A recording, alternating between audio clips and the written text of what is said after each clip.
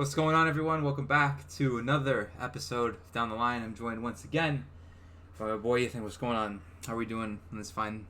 It's Thursday. How are we doing on this fine Thursday? Thursday for a Jays fan, Thursday. I mean, yeah, it's feeling good. He got the win for our Blue Jays. A lot of that was a big win against the Cubs too. Yeah, We've had some matchups right now. Braves and Mets are going at it right now. Well, not that the Braves are any good, but we have an oddly good divisional game. Those always bring something True. out in everyone. True.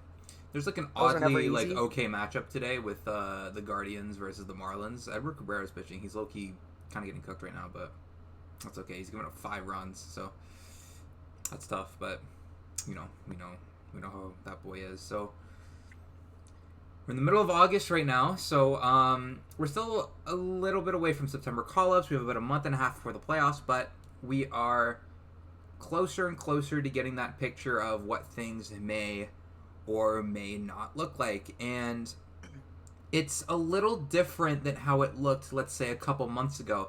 I feel like this year more than most years, we've seen a lot of like division leaders like change, and like division leads kind of been blown in some cases.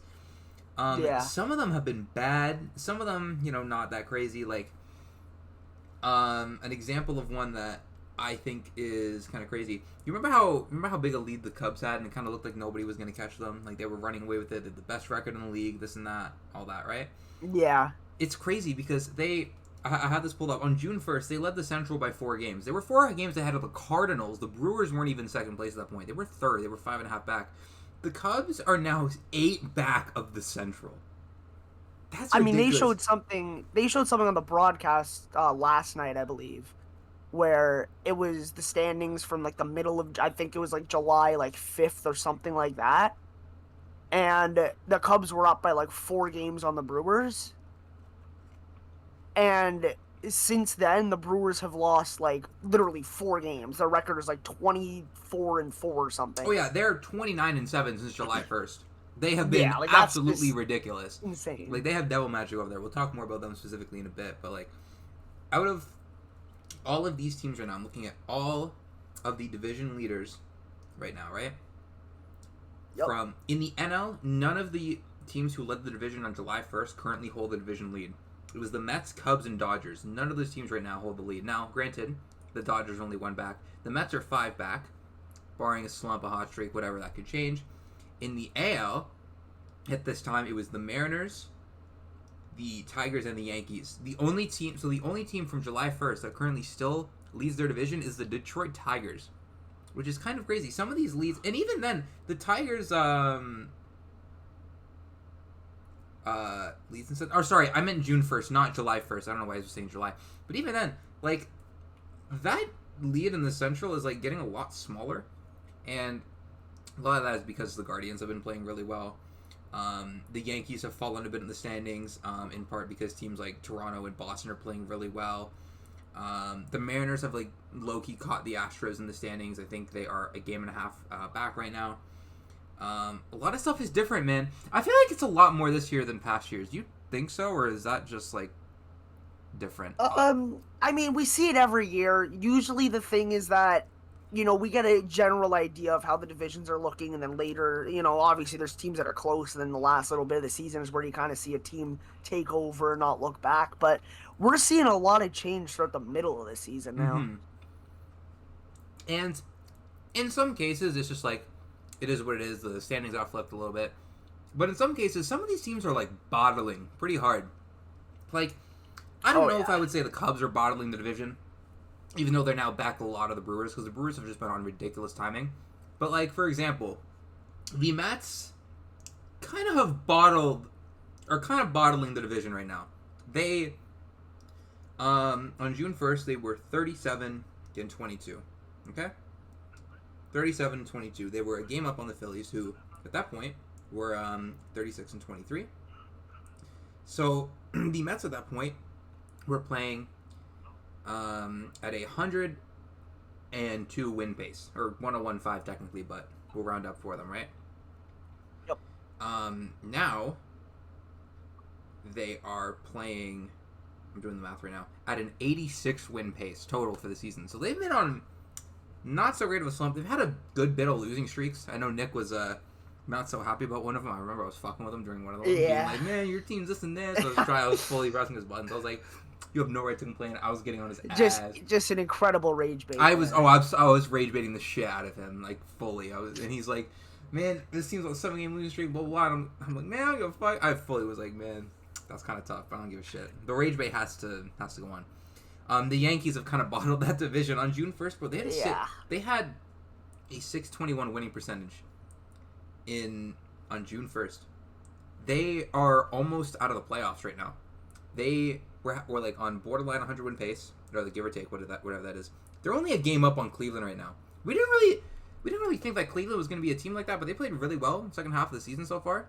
And it's been in like a really weird way too, because one thing is what Cleveland does is they're always that team that obviously like they never had like a top of the line offense, I think, since maybe like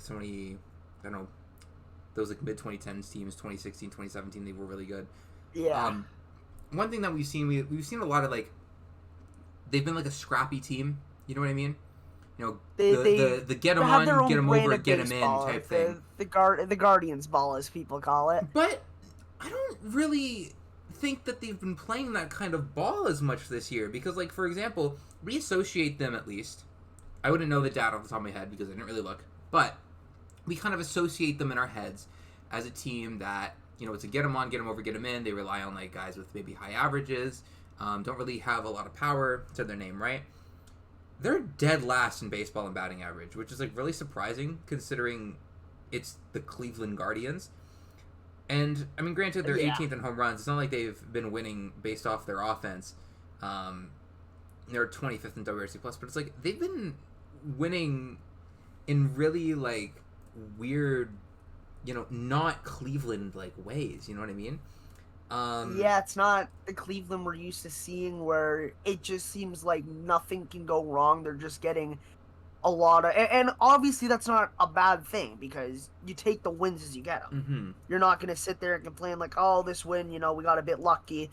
You know what they say, it's good to be lucky, it's lucky to be good. Yep. And the Guardians we've seen for the past couple of years on end, we've just seen them win games. And if you're on Twitter or X, whatever you call it, I still call it Twitter. We're not calling it X around here.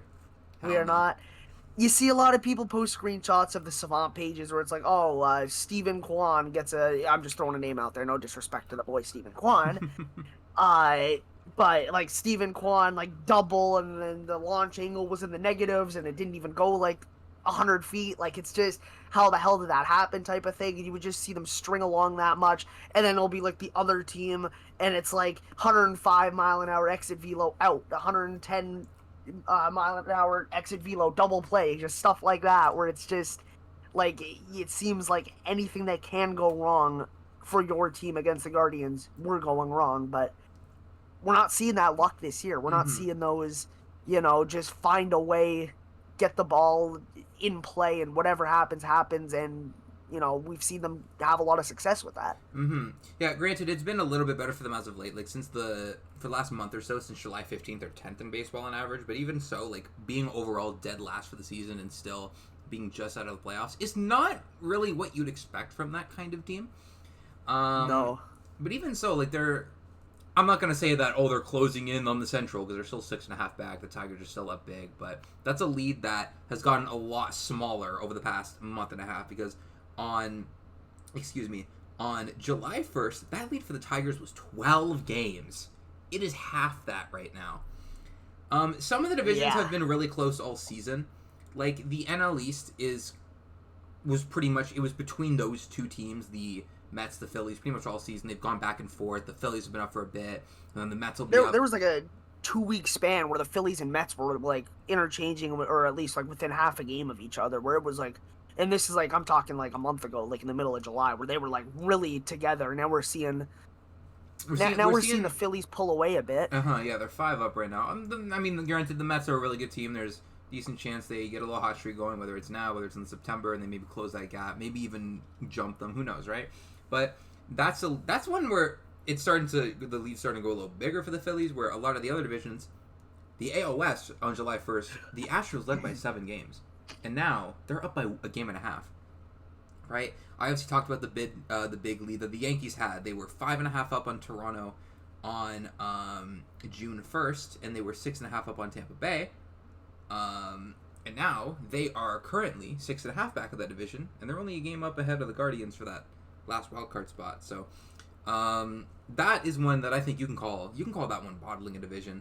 I would say so. I mean, it's one of those things where it's so early in the year and it's such a long schedule that in reality anything really can happen. Right? Like like when you get to June, just because it's 2 months and it's been a decent amount of ball, even though that's 60 games, which is a good amount, it's nothing compared to the rest of the season. You still got 100 games left to go by the time you hit June, right?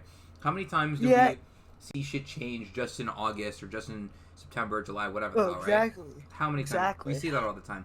Do you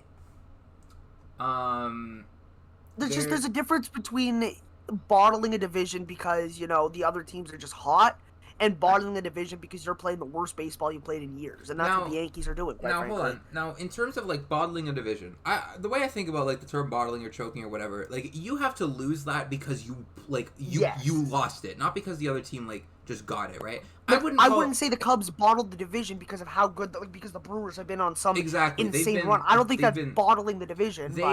I remember there was a few years ago. I don't remember if it was 23 or 22. It was the year where... Are you talking about the Mets? It was the Mets... It was not Mets Phillies. Yes. The Mets Braves. And you remember they came all the way back and they won it on basically at the last series of the season. And I kept saying, man, the Mets from basically the point where the Braves got hot, they were playing still at like a 100 win pace from that point. And people were still saying, well, the Mets choked the division, this and that. And I'm like, how do you play at a 100 win pace and you choke it? The Braves played on like a 120 win pace for a certain point of the season till the end. I don't remember the exact time period. And that's what led them to get that division, was because they were just that ridiculous over however many months. And I had people saying, well, it doesn't matter, the Mets should have blah, blah, blah. And I'm like, well, what should the Mets should have done? Like, they played at 100 win pace. It's like, I don't really call that bottling. That's why I wouldn't call the Cubs, if they lose the Central, which, even though it's 8 games, it's still... We could see the Cubs go on a ridiculous stretch when the Brewers get cold. Who knows, right? Yeah. But I wouldn't call the Cubs, like, doing this. I wouldn't call that bottling. Something like that. If that happens, we say the Cubs choke the division. I don't really know about that. I don't. I mean, the Brewers are on a 12-game winning streak. Like, obviously, they're not ahead because of this particular winning streak. They were ahead because of what they did before that. But like, you can't look at a 12-game win. And obviously, I'm not saying the Cubs have been playing some tremendous baseball lately. I'm not saying that they've been an elite, like they've been playing like a division leader. I'm not saying that. But the Brewers, like, 12 in a row, you win 12 in a row at any point in the season, you're obviously gaining ground on whatever race or division you're in. You're gaining ground. Exactly, and it's like, even if the Cubs were, like, had 73, 72 wins, that would put them second most in all of baseball right now. They would still be behind the Brewers. Like, yeah. That would be, their current record is 68. In 52, right? Let's do some math. If they had 72 wins, they would have, 48 losses, right? 72 and 48. Yes. That would be, over the course of a season, a 97 win pace. They would still... And that would put them at this point in the season second in the league. That would still have them 4 games behind the Brew Crew, right? Another one that's low-key been bottled is the NL West, dog. Bro, the Padres have been playing really good recently, and the Dodgers have low-key been falling a little bit. They've lost 4 straight right now, but they're behind the Padres right now, which is like kind of nuts, because the Padres have been unbelievable. Bro, the Padres are like that right now. That one, it's multiple things. That one is just the Padres are ridiculous, and also the Dodgers have hit a little bit of a slump, more so in the recent few weeks, but. That's a division that's turned all the way around. Could you imagine the Dodgers being like in a wild card series and losing? Because they've won the division almost every year since 2013, 12, something like that. Almost every year. Obviously, there's some exceptions, like when the Giants got it in 21 and whatnot. But we already talked about that. That was something. Man, we talked about that. I still get the that shit. You know, I got the check swing, the Darren Ruff, the check swing call the other day on my Instagram feed after the Ohtani one the other day. And I was like, man, how'd you? Or I think it wasn't Darren Ruff. It was fucking Wilmer Flores. I don't know why I said Darren Ruff. And I was like, man, how do you call that a swing? I was like, man, I feel bad for Giants fans because I was stupid, but I was 4 years I'm ago. looking right now in the last 12 seasons, the Dodgers have finished first every single year in the division except for 2021, in which they were second, and they still won 106 games. That's ridiculous, bro. Man. So like, you know, that's a crazy one, man. That's a crazy one. I still can't believe that. Also, can we talk about that ridiculous Ohtani check swing call? Like, what was that? Yeah. Dog, his bat was damn near like pointed at the fucking pitcher or like the shortstop. What I don't get is you can review so many things that are umpire's judgment. You can review something like if a fan reached over and interfered. You can review whether a ball hit the netting or something. You can review all these small niche things in the game, and I'm not saying that's a bad interference. thing. You can review as well. You can review, that's a really big one. You can review a hit by pitch. Why can't you review a check swing? I think I feel like that's the one thing that you would want the most to be able to be reviewed. I think so because something like that can be so pivotal. And not even just that. It's like that's a play where there can be some really big fuck ups in that department. And I think the fact that you can't review it is kind of crazy. Like, you can review, like, a foul ball. Like, let's say it goes over the, like, third base or first base umpire's head. And then, like, they don't, like, see where it lands or whatever. And they call it fair, they call it foul. In most cases, I'm pretty sure you can review that. I'm pretty sure that's the rule, is if it doesn't bounce in front of them. Yeah. I mean, you're trusting a judgment of a guy who's like 190 to 100 feet away from the play. Exactly. And I just don't understand why you can do that. Or why you can't do that, excuse me. I don't understand why there's so many restrictions on what you can review. Now, granted, you need to have some restrictions because otherwise people... Well, actually, I don't know. I was going to say because then managers would just review every play. But is that true? Because if you give them 2 challenges or 1 challenge, that's the thing, and you get it back if you win, they aren't going to challenge fucking everything.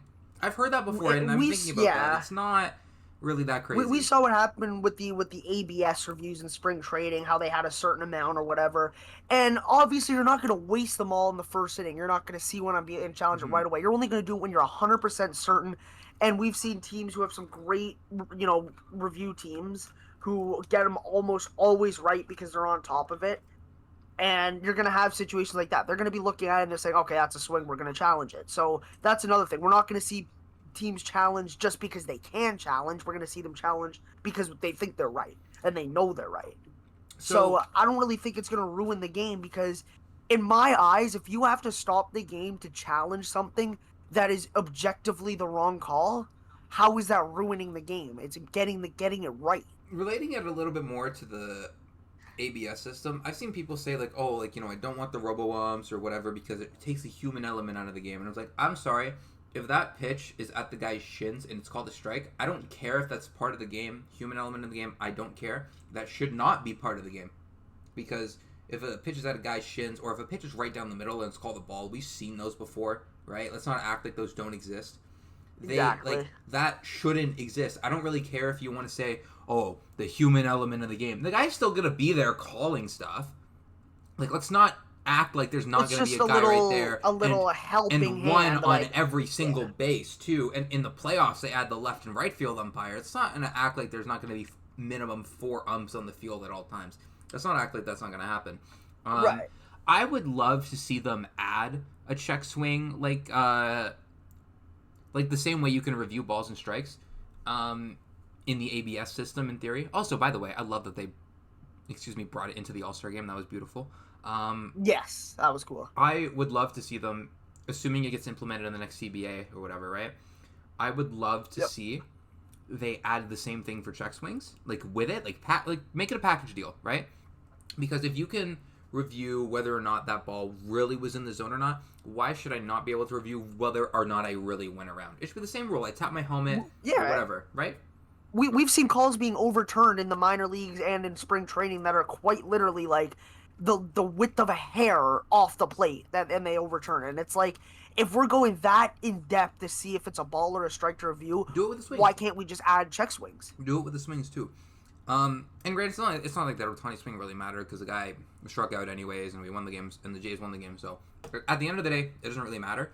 But you will never know until it does matter, yeah. right? And it's just those things. Like, if you can't get it right in a situation that it ended up not mattering in, that just means that you're not going to have it in a situation that it will matter in. We shouldn't get to the point where we have to wait for it to affect Exactly. to like end a team season or lose the team a game. I don't want to wait for that to happen. I would rather just and the fact that they didn't even implement it after 2021 is mind-boggling. I think that's when you would have, because you see leagues really reactionary with stuff. I remember with the NFL, it was the Saints and the Rams. It was 2018, the NFC Championship game. Winner goes to the Super Bowl. And there was the most blatant pass interference, I think, in the history of the sport that wasn't called. And what the NFL did was, in the offseason, they talked about it. And it's not a thing anymore that you can do, but because of how egregious it got, but at least they implemented it right away to be able to review those kinds of penalties. Mm-hmm. And it's like, you see these leagues, whenever something huge happens that's like, okay, that's actually pretty bad, that shouldn't happen. Whenever we see that, a league will implement a rule or, some sort of challenge system in order to combat those. But we haven't seen that with this, and this is an issue that's been going on for a long time. Yeah, and it's just like, I don't really think people like brought up the, like, if you brought up the Ohtani one and said it was egregious, you'd be like, well, it doesn't matter, it struck out, won the game, whatever. And it's like, it doesn't matter. At the end of the day, it ended up really not meaning much because it didn't affect the outcome of the game. But like I said, we shouldn't have to wait for it to affect the outcome of the game. You should be able to foresee that kind of thing. Fuck, a team could, in theory, now it wouldn't be the sole reason they lose a game or lose a series, but it shouldn't play a part, period, right? And this goes with any like missed calls. A missed call should not be part of the reason that you lose a game or you lose a series. I want to be able to just truly, fully say that, yeah, you know what? It was because, I couldn't score any runs, couldn't hit this pitcher or whatever. I don't want to even look at it and say, well, fuck, we might have tied the game here if they called the check swing and then the guy was on first base, or if they had this right. We shouldn't wait for it to get to that point. And you can argue it already was with the Giants call like a few years ago, but I really I would love to see something like that get implemented in the next CBA. I think it's up after next season? After 26, if I'm remembering right. It's going to be a big like CBA. It's going to be a turning point for the league. That's going to be a big one. There's been so many rumors of like a lockout happening because of like, the owners want a salary cap or whatever it is, and the players wouldn't, and it's just stuff like that. Oh, the salary and cap, it's like, I genuinely think the salary cap would like almost, maybe not ruin the league, but like borderline ruin the league. Yeah, I just think that a floor is much more important, and if you add a cap, you have to add a floor. You just can't have a cap without a floor. Because if you add a cap, the issue of teams not spending is still going to be there. If anything, it just makes the problem worse because you're limiting how much teams can spend. And the thing is, right, we need to stop peddling this narrative that, well, the Dodgers and the Mets and the Yankees, they spend and no one else can keep up with them. We need to stop peddling this stupid fucking narrative because, respectfully, to anyone listening, if you believe that narrative, I'm sorry, you are really, really stupid, okay? I'm going to pull up payrolls in just a second. I'm going to go over to my laptop. Like, I'm pretty sure you have teams like the Padres, the Braves, even the Angels up there, and they don't get talked about as these teams that spend a lot. Especially not like the Angels, who I'm pretty sure are on the upper half of that list. And it's like, obviously, I'm not saying the money's being spent well, but the point is, you're still spending it. I'm going to pull some up right now, right? Now, I'm not going to say that, like, teams that spend don't win, because objectively spending well, and, sorry, not just spending well, properly spending money well, is obviously going to help you win. That's not something I'm going to deny, because that's very obvious, right? You go and sign that star to a good deal. Obviously, that's going to help your team. No one's saying that it won't. But you can find plenty examples of teams that spend big and they don't end up getting results. The Rangers right now are 6th in payroll. They are 500.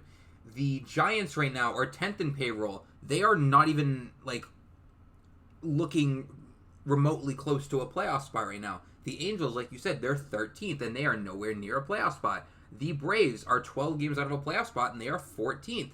The Milwaukee Brewers, who everyone is saying devil magic, is 20th in payroll. The Guardians are a game out of the playoffs. They are 22nd. Like, I don't understand where this stupid narrative comes from that with the Dodgers and the Mets and the Yankees and the Phillies and all that. I don't understand this because this is so stupid. This narrative makes no sense. It's such an uninformed narrative. It's so stupid. And listen, people will say, well, look at this league. Look at the... I've seen so many people say, oh, well, look at the NBA. Their league is doing just fine. As if for the past 15 years, 20 years, 25 years, 30 years, we have not been crying about how little parity that league has. Like... Yeah. Like, literally, the entire thing that defined the 2010s for the NBA was, like... And honestly, basketball as a whole is defined by its dynasties. Baseball has not had a repeat champion in 25 years. I want everyone to think about that. The last repeat champion, if I remember right, it was the Yankees in 2000, I think. Right? I don't know. I thought it was... It might even have been before that. Yeah, because... Oh, yeah, because they three-peated, right? Mm-hmm. Because they won, they beat... I know they beat the Mets in the 2000. They were in Game 7 to win their 4th straight, by the way. Mm-hmm. They lost to the Diamondbacks. Like, they had a very real shot. And I'm looking at it right now. They were and they were in Game 7 the year before that, too. They were 2 games away from winning 5 straight World Series. Mm-hmm. So... Basically, what I'm getting at here is. I lied. I was looking at it wrong. The Yankees won in '96. Okay. So they could have definitely won 5 in a row potentially. So yeah, basically, what I'm getting at is the last time we had a repeat champion, we were talking about Y2K. So like, I don't want to hear anything about parity issues. Baseball is not the league where there is issues with parity. There has never. Okay, not never. But in recent memory, in the past 25 years, there has not been a single year where there has been problems with parity. Well, I guess that wouldn't span over a single year, but you get my point. There has never been a single thing where, fuck, baseball has no parity. We need to even the playing field. That has not been an issue for the past 25 years, right? And even, before that, we see that. How many times have we seen whatever the number 1 seed is in each respective league get knocked out? Wasn't one of the things since the expanded playoffs happened, I think the first year was 22, hasn't one of the big things been that a lot of the number 1 seeds have gotten knocked out in the first round and everyone's made a big fuss about it? But now you're also trying to say that those same teams are spending so far and above everyone and then no one can compete with them, but then you're also crying that they can't get past the first round. That doesn't make sense. That doesn't make sense. It's backwards. People, because it happened to the Dodgers the first 2 years, I think, because they got eliminated by the Padres in whichever year. I can't remember if it was 22 or 23, right? And then I think it happened to them the same, or the next year, or maybe it was DS the other year, I don't know. But and then everyone was saying, well, these number 1 seeds, they have too much rest, they this and that. 3 of the 4 1 seeds got knocked out, and blah blah blah. Look at 2023. The World Series was the 5 seed in the AL and the 6 seed in the NL. Right. Both first seeds. The first seeds lost their series 3-0 and 3-1, and the 2 seeds, one of them got swept. Do we remember, so it's do we remember in 2021 when the Atlanta Braves, the World Series champion Atlanta Braves, had less wins than some American League teams that missed the playoffs? Do we remember that? Yeah. Do we remember that happening? I do, because it was quite fresh in my memory. I still remember that. So I don't want to talk about parity. Those teams that are scrappy and just barely get in, they can damn well win the World Series. They're not. You can't count them out because they didn't spend much or their roster isn't as star-studded as some others. That does not matter, and we all know this. We've all seen it. We all know that baseball has a lot of variance and is probably the hardest to predict sport.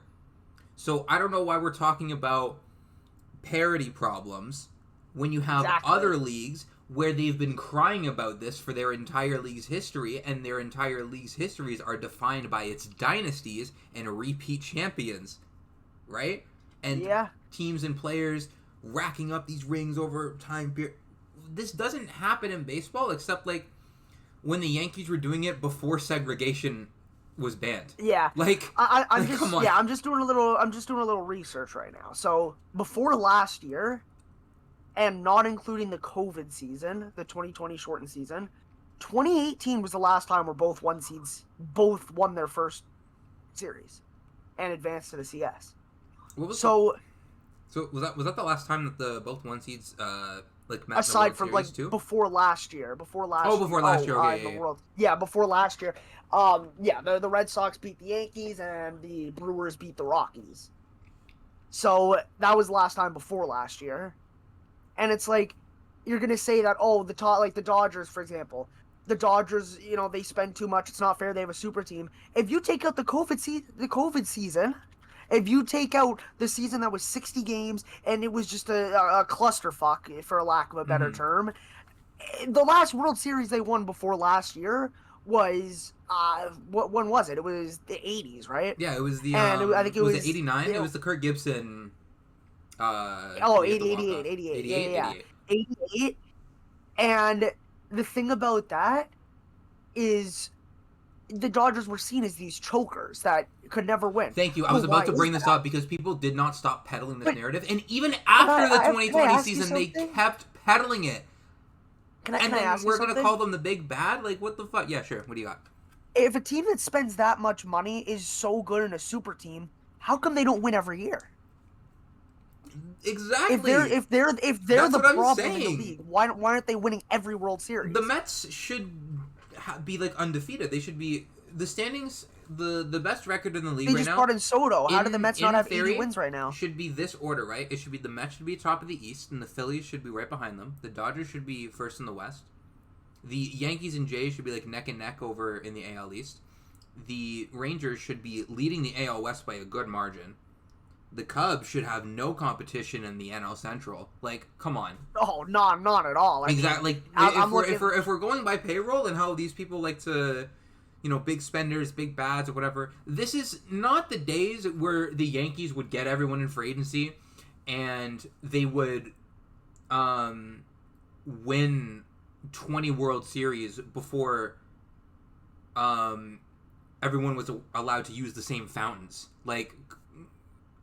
Come on, this is not the same thing. The Cubs' payroll is almost $100 million more than second in the division.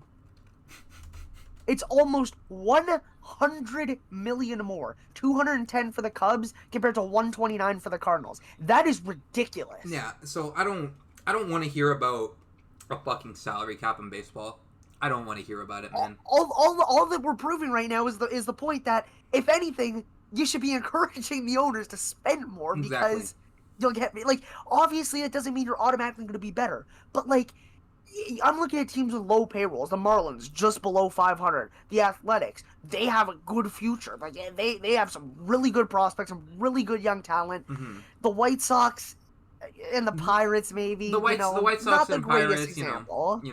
The Rays have been these analytical darlings the past however long of they don't need to spend. They don't need to spend. This is the first season in forever where they have been not ridiculous. But guess what? Devil Magic they never won a World Series. Exactly. How can they be so a team could only be so good without winning a World Series for that long? And it's imagine they spent even $20-30 million a year more than they did during those times if they were making runs. If they were 15th in payroll, any of those years, and they on top of their ridiculous. Obviously, that also means spending money correctly. It doesn't mean just throwing money out there. Yes, that is actually that's something that's very interesting when you talk about a salary floor, because a lot of people float this idea around a lot, right? You remember in the offseason when the A's had to spend a certain amount to avoid a grievance or something like that, right? Yeah. And then they threw a bunch of money. They paid the hell out of Luis Severino, and there was some other guys they got and paid. I can't remember exactly who. Severino's the big one. But admittedly, as much as I do think a salary floor would be a lot more beneficial to the league than a salary cap, and I still do think that, even with this in mind, I do think you're going to see a lot more things like that, where someone like that who maybe, would be good on a contending team, but he wants maybe a little more money. The bad team is going to throw, or maybe not the bad team. That cheap team, like the Pirates or the A's or whoever, they might throw a little bit of extra money just to get above that floor. I do think you will see that because I don't think the floor instantly means you're going to smartly and correctly spend those resources. The problem, the thing is, that's not going to automatically fix it. The problem is rooted deeper than that. It's also a lot of owners who don't really care about winning. They're greedy. They just care about money. And at the end of the day, it's a business. You should care about that. You should want to make money. But don't you think putting on a competitive baseball team, getting the fans interested, the stadium packed every night, potential playoff runs for years, you don't think that's going to generate money? I do. You don't think signing actually, these...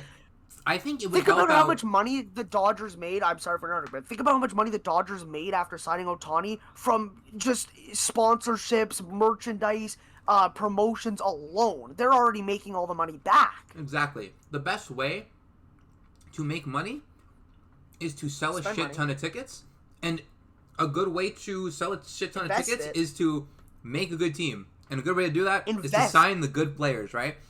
It's an investment, I think you would see a lot of teams be almost perfectly run. Like we've talked about the Rays and the Brewers for the last however many 7-8 years as some of the best run teams in the league.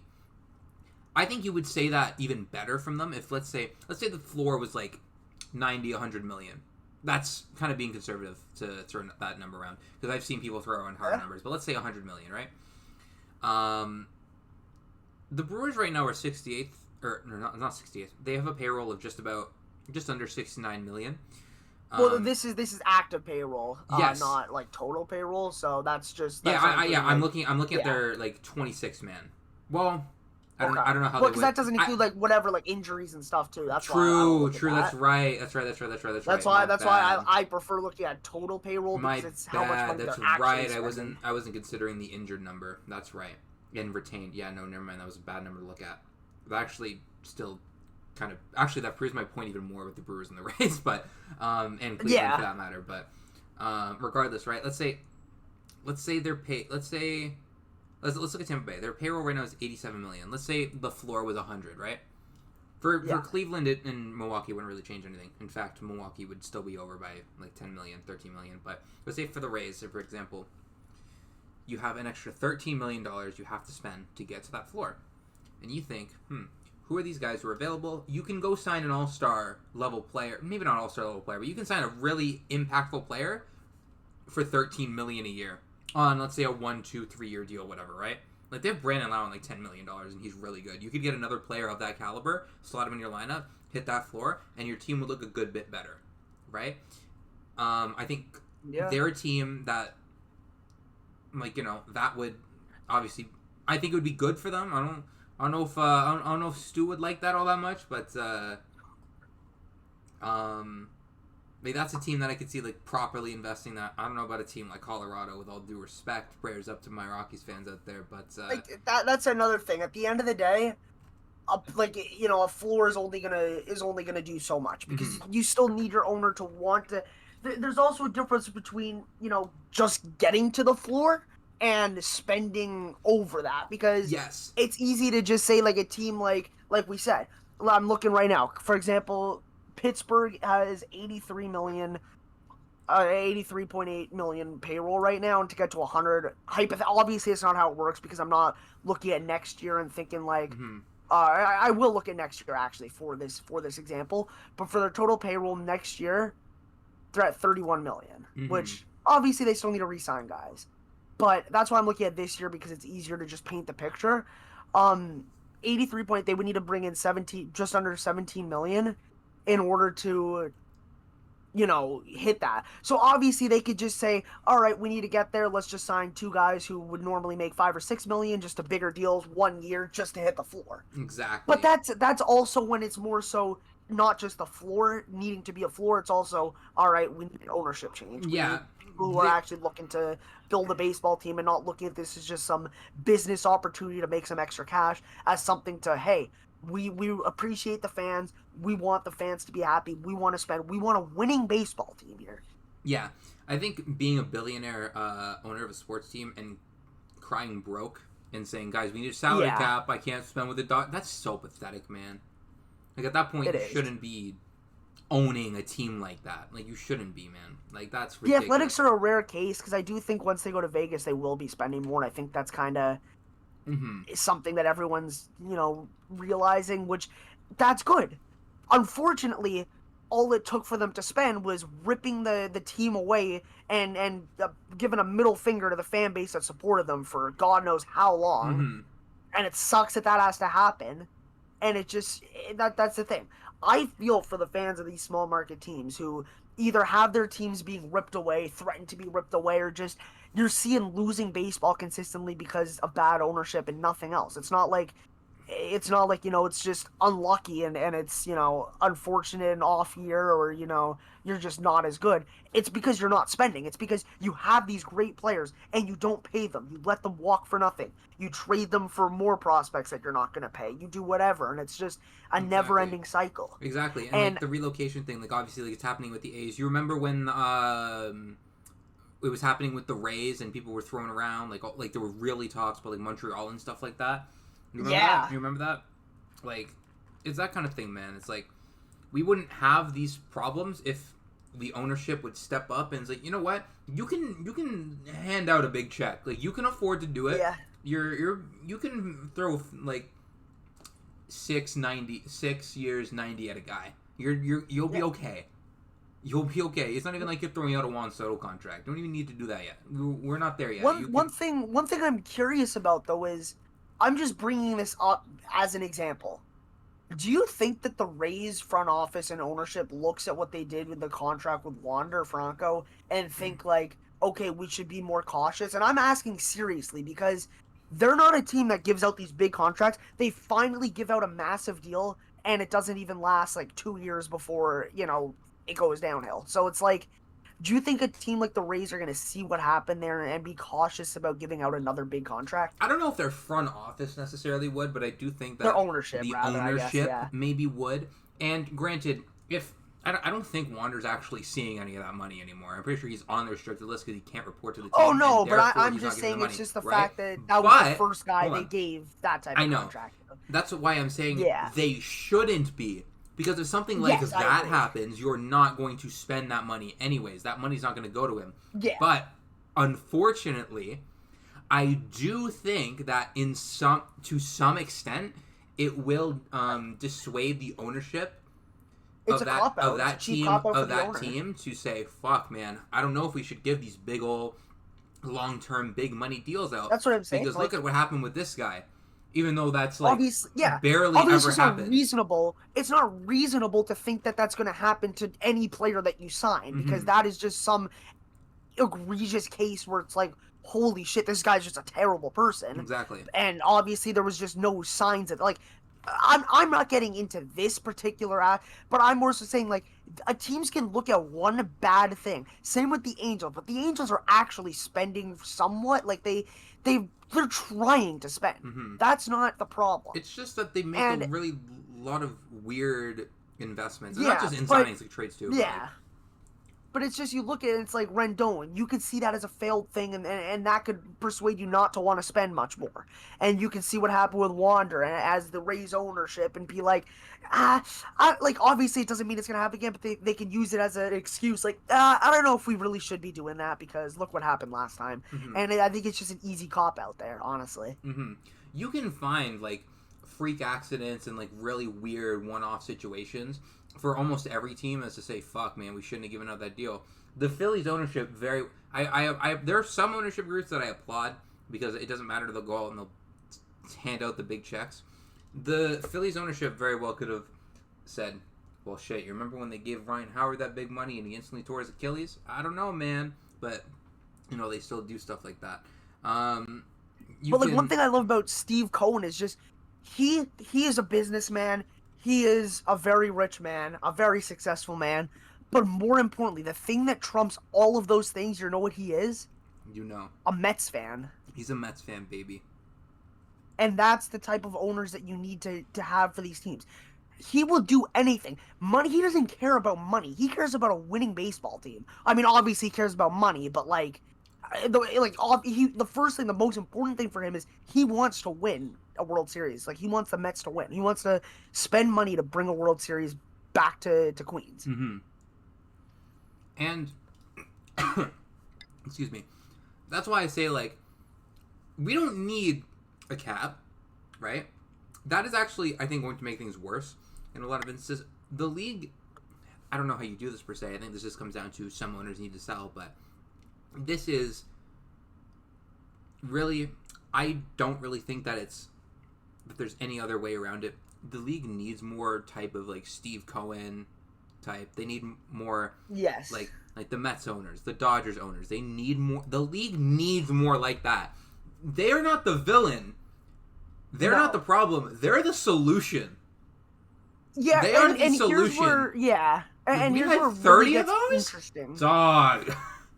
I mean, yeah. Here's where it gets interesting, though. This is exactly where the whole lockout rumors are starting, because the owners are going to sit there and think, what's a way that we can, we can find a way to spend even less money? And I'm not saying the top owners, like, of the teams that spend. I'm saying, like, the middle of the pack to lower owners who aren't going out there and spending will think, this is a good way to spend less money, even though it doesn't affect them anyways, for the most part. Mm-hmm. And the players are not going to be for that at all. Oh, because that's just, a cap is just, limiting how much money these players can make. You see the thing a few weeks ago the players where are not going to like that. You see the thing a few weeks ago where Rob Manfred went into the Phillies clubhouse and Bryce Harper told him to get the fuck out if you're going to talk about a cap. Yeah. Man! Yo, that's my guy right there.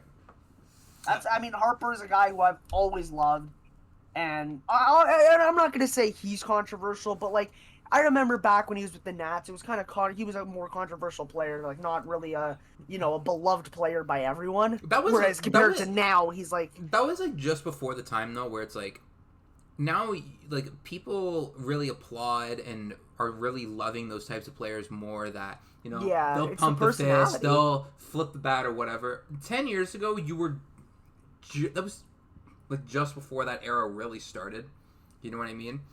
Yeah, I remember, I forget what bat flip sparked it, but I remember it was Randall Grichuk on Twitter going off about, like, how it's disrespectful or whatever, and you're playing for an organization who had probably the most iconic bat flip ever, by the way. Yeah, and he's saying stuff like that, and it's like, you can't, how are you going to want the players to show less emotion and not care as much? Like, that's what makes it awesome. That's what makes baseball, in my opinion, just the most, but it has the potential to be the most exciting, most electric sport on the planet at times. Exactly. And I'm not going to have that argument of, people think it's boring, whatever, because obviously to each their own. Mm-hmm. But when you're in that heated moment, it's a close game, 8th inning, something like that, and you throw a pitch, everyone's holding their breaths, and the guy, really gets into it, just stares it down, all the emotion from the game, the rivalry, the moment, and you just throw the bat. That's what makes it an art, basically, this sport. Yeah, you've seen a lot, like, more of a decline in, like, a big moment will happen, a young player will do something crazy, or not just a young player, but, like, a player will do something big, and they'll do whatever, right? They'll jog, like, they'll run the bases a certain way, or they'll whatever, right? They'll take their time going around. You're seeing a lot less of those, like, unwritten rule things, and I'm so happy about that, because a lot of those are so stupid. And God, do you remember, I'm going to bring up, this is like, you remember the Tatis one where he hit the grand slam, and they were God. And everyone was saying, everyone was saying he shouldn't have swung at that. Like, man, shut the fuck up, man. Here's my solution for players and pitchers or whoever, players in general, people in general who complain about bat flipping and don't give up the home run. If you don't want a guy to pimp a home run, if you don't want a guy to swing 3-0, don't give him something to hit out. Mm-hmm. It's so simple. Like, obviously, it's not easy to just say, oh, you should have struck him out. I'm not saying you have to strike him out. Just don't throw a meatball. Don't give one of the better hitters in the league a pitch like that at 3-0, and you don't have that problem. The problem doesn't exist. Yeah, if I don't want a guy to pimp a home run off me, I think the most simple solution is to not give up a home run. Don't give up a home run. Yeah. I don't gotta give you. Listen, you didn't have to throw that meatball right down the middle. Don't talk about, oh, it's disrespectful that he swung and it's disrespecting the game. Don't talk about that. Personally speaking, if my pitcher, a 3-0 count, to a hitter. I don't care the situation. I don't want my pitcher to just throw one down the middle just to get a strike. Make them work for it. Yeah, no, that's if you ridiculous, walk man. them, at least you can say, all right, I tried to get him to swing, it didn't work, whatever. And you're not sitting there at the end of the at bat, the end of the inning, whatever, in the dugout, looking at the iPad saying, "Fuck, why did I throw that pitch?" Yeah, and that's why I'm just so glad that we're kind of out of that now, and we're just like, you know what, I'm glad that not just like the league, 'cause the league will promote that. They'll repost the bat flip clips. They repost the Bautista home run every year, right? Yeah. They always repost multiple times. Oh yeah, they do it like multiple times a year. Like they've embraced that part. I'm so glad that the fans have embraced that a lot more, because when you said like Harper was like a controversial player, you weren't wrong, but he was also controversial for a really stupid reason, and it's because I always loved him. And granted, he was always one of my favorites. I would also agree. He was also one of my favorites. He's not the only one that falls into that camp, but it's like if you were the guy who would really admire, watch your home run, flip a bat, stare a pitcher down when you go deep, whatever, you would get the old heads coming at you and say, "Well, he's disrespecting the game, act like you've been there before, blah blah blah." I don't give a fuck about any of that, man. Fuck all of that noise. I'm so glad that that's a lot more normalized. I think that Tatis, when he did that like bat flip, the one that got him on the with the show cover, I think that was when I realized like, oh yeah, like we're like here now. We're here. Yeah. Was that, I don't know if that was the same one where he hit the grand slam or whatnot, but I don't think it was. But like that was when I felt like, oh yeah, like we're really in this right now. Like we're done with that. We're done with the bullshit. Like the really like I don't even know how to describe it. Like where you just kind of like head down. You don't show any emotion. You're just. It's like when people when people post that clip of Kawhi dunking, he's got the completely blank face and he's like, that's what fans want. Yeah, that's what some people want, and it's like I hate that shit. I would hate that if my fucking athletes and my favorite players were just emotionless robots. That would be so boring. The game would have no soul, and not just baseball. The game, no sport would have any soul, right? There'd be no fire. I love Players Weekend. I love that they do that, where they let everyone kind of use whatever kind of gear they want, and it's like, I love when players wear stuff, whether it's stuff to the game or stuff on their actual stuff. Like, do you remember Harper's Fanatic cleats? Yes. Those are awesome. Those are like the coolest cleats ever. I genuinely love like personalized gear and stuff. Like whether it's like the cool bat or like whatever, the cool like whatever. I love all that stuff. Can we bring back the Players Weekend jerseys? The ones with the nicknames on the back. I think we need to bring them. Okay, maybe the nicknames, because I'm not gonna lie, some of those jerseys kind of sucked. Some of those years. Yeah, do you remember the year where it was black and white? The black and white. Those jerseys were so bad. Those jerseys were awful. But and that reminds me, that brings up a problem I have with these jerseys. And remember the what year was it? I think it was 22 with the gray and gold All-Star jerseys and the white ones. Mm-hmm. You know what I hate about all these special jerseys as a Jays fan? Mm-hmm. It just says Toronto or it just says Blue Jays. They don't have the logo. Every other team gets like their jersey, but we don't have the Blue Jay logo below the text. Always what I noticed. True. And that's the only reason why I didn't buy like a Player Weekend or like an All-Star jersey. Because it's like, where the hell's the logo? But obviously, I mean that's not important. Have you seen Marcelo Meyer's bat for Player Weekend this weekend? I didn't. So obviously, I'm assuming people listening have seen it. If not, you can search it up. It's really cool. I'm sending it in the chat just for you to see right now. But it's Lightning McQueen. Like, imagine players got to rep stuff like that the whole year because that's what they wanted to do. Wait, what? That is so funny. Yo, that's gas! Maybe we could, like, put it up on the screen for YouTube viewers, whatever, but, yeah, like, this is just... We need stuff like that. We need players to show personality. We need players to be able to express themselves freely and not just for one weekend of the season. If a player wants to have a SpongeBob wrist guard or something, he should be damn well able to wear that. Dude, that's so gas. Wait, what the fuck?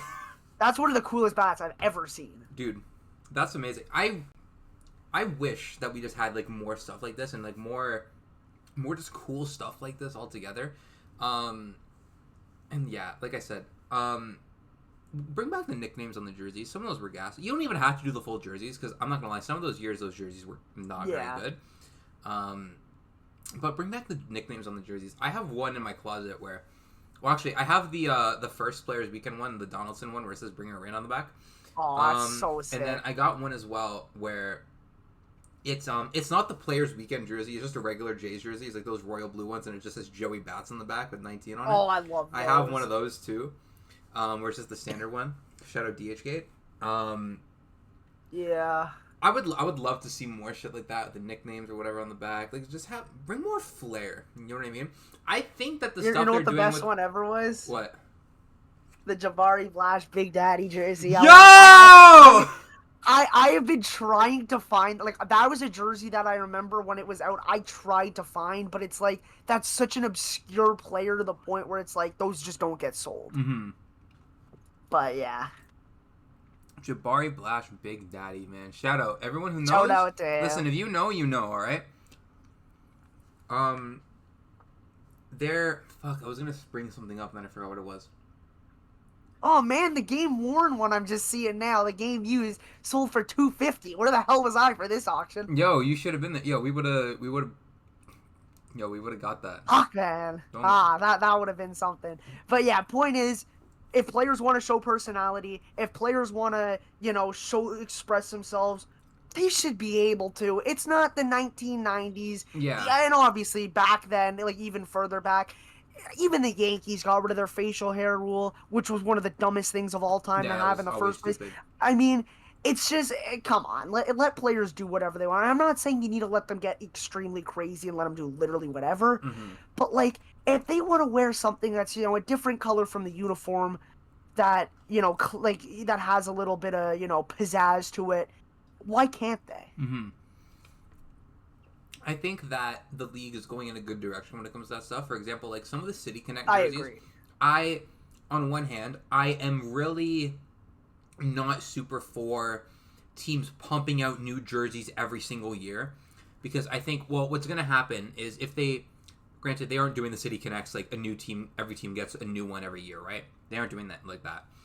Because, for example, the way the NBA does like their city jerseys and stuff, they started doing it, I want to say, 2018 or something like that. The jerseys, a lot of them are so bad now. Like, yeah. A lot of them, some of them are over-designed, some of them are under-designed, whatever it is. Some of them just look really bad. I'm glad that baseball is trending in a good direction when it comes to that. And I'm glad they're not just pumping out jerseys to have more jerseys out there. Yeah. I'm really glad they're not doing that. And I like the sets where it's like every team gets. I don't like how there are some teams that just refuse to partake, such as like the Yankees, and it's like it's kind of like grow up, but like whatever. I get it, history, tradition, but like in my opinion, seeing teams put out jerseys that are unique, like the Padres with their pink and like mint color, and like the White Sox with their Chicago Bulls inspired ones. And the Red Sox pulling out a green and a yellow jersey. It's like, this is cool. And it's not like they're overdoing it by wearing them every game. They're wearing them like at most one game a week on like a Friday night home game, whatever. Oh, absolutely. And it's like, that's just cool. Oh my god, you know which one is gas? The Texas Rangers one where it's the TX and on the helmet is. Oh yeah. That one is gas. That one's the so black hard. Pants. Like that's cool, and man. And then the Rockies, where it's like the mountain, like there are so many awesome ones. Like, dude, it's just gas. This is something that's cool to see because obviously not everyone's gonna be good, and obviously at the end of the day, we all know it's a Nike money grab. Who they just want an MLB. Yeah, that's obviously why they came out. But granted, there's always a way that you can do it well. Just because something's a money grab doesn't mean it's all. It doesn't. You don't have to make it shit, right? Like, respectfully, the NBA ones have been so shit the last couple of years. I'm so glad that baseball's not kind of going in that direction. The NBA overdoes it with their city stuff. And, like, especially as a Raptors fan, when every year, no disrespect to Drake, we don't need an OVO inspired jersey every single year. Yeah, like like in the NBA's case, like some teams have gotten so stuck to certain themes, like the Miami Heat as well. Like that Vice shit got old really fast. I'm sorry. I love the Vice stuff. The first couple years it was gas, but then it's gotten really stale and the designs have got worse. But like, that's what I like. Yeah, that's why I'm glad that baseball teams aren't pumping out new ones every single year, and not every team gets a new one every year. Every couple of years, and it's like done in like waves. Mm-hmm. Yeah, it's not overwhelming to the point where it's like, oh, New Jersey this week, oh, New Jersey. Like, it's every couple of years. Mm-hmm. It's like in waves of which teams gets them, and they rotate every couple of years to the point where it's like they're gonna not get too tiring. We're getting new designs. It's not just the same boring things. And I like it a lot. And again, it's not something that every fan is going to love. But, I don't know, as someone who loves jerseys, loves branding, loves all this stuff, I think it's cool to see. And, like, we're seeing some really unique designs that we wouldn't have ever thought. I didn't think we'd ever see, like, a cherry blossom-like jersey, like, with pink, like the Nationals one. Those are beautiful. Exactly. And, yeah, like, well, like, one thing I, like, don't really like is... I'm using basketball as an example because I don't really like the way that they handle their jerseys. Is like when you have so many jerseys and it feels like you can't even like. Yeah, you have like a team has like 7 or 8 jerseys, and it's like we need to relax. Oh, you know here's one thing I that gets on my nerves too. I hate when teams just throw on random jerseys come playoff time in their sports. Oh my god! I hate when they're wearing like 3 because like when a team wears like 3 different alternates, stick with the same jerseys. Yeah. That's like that might be like an old head take maybe, but like I just think of NBA and I'm seeing like series. Like I remember the Raptors run every single game on the road. They were wearing those red North jerseys, right? Mm-hmm. And I remember seeing posts from teams in the past couple of years of their jersey schedule, and they're wearing like their City Connect, their home, they're wearing like a total of like 5 different jerseys in 7 games, and it's like, why? You know what I'm really glad about? That a lot of the time on the road in baseball, or at least from what I remember, from what I can recall in my head, maybe I'm remembering it wrong over the last few years, but like teams just more or less ditch their road jerseys on the road. A lot of teams do, at least. I'm so glad they do that because like I'm not trying to watch a team wear all gray in the playoffs. Like hell no. I mean, it's obviously different. Like in our case, for example, we wore the blues, so obviously teams like the Royals and the Rangers would have to wear their grays. But like I know the Astros, I'm pretty sure they wear orange almost exclusively on the road in the playoffs. I know that I know there's a lot of teams that wear their darks, and I think that's cool, especially with the white contrast for teams. I just like how many cool uniform combinations you really get in those games. I'm thinking in my head, like imagining like a big playoff moment, and the guy's got this like a weird ass like City Connect on. I'm thinking like, I don't know if that would be gas or if that would be garbage. Like, no, like here's the thing. I like the idea of like the yellow Red Sox jerseys. It's cool once in a while. If I'm watching a playoff game and I'm seeing Roman Anthony step to the plate wearing these yellow jerseys in the playoffs, a night game, it's game like 4 of the ALDS. If I see him wearing that, I'm not taking the moment seriously. Yeah, that I don't know about. So that's one thing that I hope happens or doesn't happen. Excuse me, as like baseball like kind of keeps going in this direction and stays with this. Is I really hope that they keep everything in check and they don't go overboard at any point. And, they don't have teams with too many jerseys and they're not, switching jerseys so often and it feels like they have so many jerseys that you can't keep up. And especially in the playoffs, you gotta, respectfully, you gotta shelf some jerseys come playoff time, right? I like the rule that they implemented, the 4+1. I assume you know what that is? What? Where it's... You could have so there's a uniform rule with Major League Baseball. Like I guess Nike's the one who implemented it really, but it's you're allowed to have a maximum of 4 jerseys plus 1, which is the City Connect. So you can have the home, the road, and the alternates. And there's obviously exceptions. Like the Blue Jays only wear their red jerseys now once a year, and it's on Canada Day, so that doesn't count towards the 4+1. That's an exception. But I like it because you're not having teams that are just wearing like 50 different jerseys, and it's like, yeah, it could be cool, but at the end of the day, that's when it gets too much, and that's when you lose the plot, when a team has like 7-8 different jerseys that they're wearing, and it's like, you really need all those, or is it just you want the money from the fans? Yeah, exactly. I didn't even know that was a rule, actually. Yeah, I like that because it keeps it in check. You know, It makes it so you're not having teams wear so many different things, and it's like this is completely off topic, but I looked up like some of the City Connect ones, and I saw someone put a tier list. They put those Ranger ones in F tier. Whoever made this tier list, you're on my list, buddy. I'm gonna find you. Yeah, we're doing a tier list on people who make tier lists. Yeah, your buddy, you're in the F yeah, tier. you're the F tier. I don't know. Listen, those I'm sorry, those Ranger ones are gas. I like them. Yeah, I don't think they're like S or A personally, but I like them. Yeah, Maybe that's something we do in the future here. We do like uniforms and we do a tier list. Who knows? We'll get some get stuff like that going. But yeah, I didn't actually know the 4+1 thing was like an actual rule. I didn't realize it was a rule. That was I thought it was a lot more. Just like they're just a little more locked in on that, and I didn't know that. But that's a good rule to have, like the 4+1. Like your home, your alternate, your roads. Another cool thing. Whatever it is, does the 4+1 would like a throwback jersey be included in that if you're only wearing it like a couple times a year or what?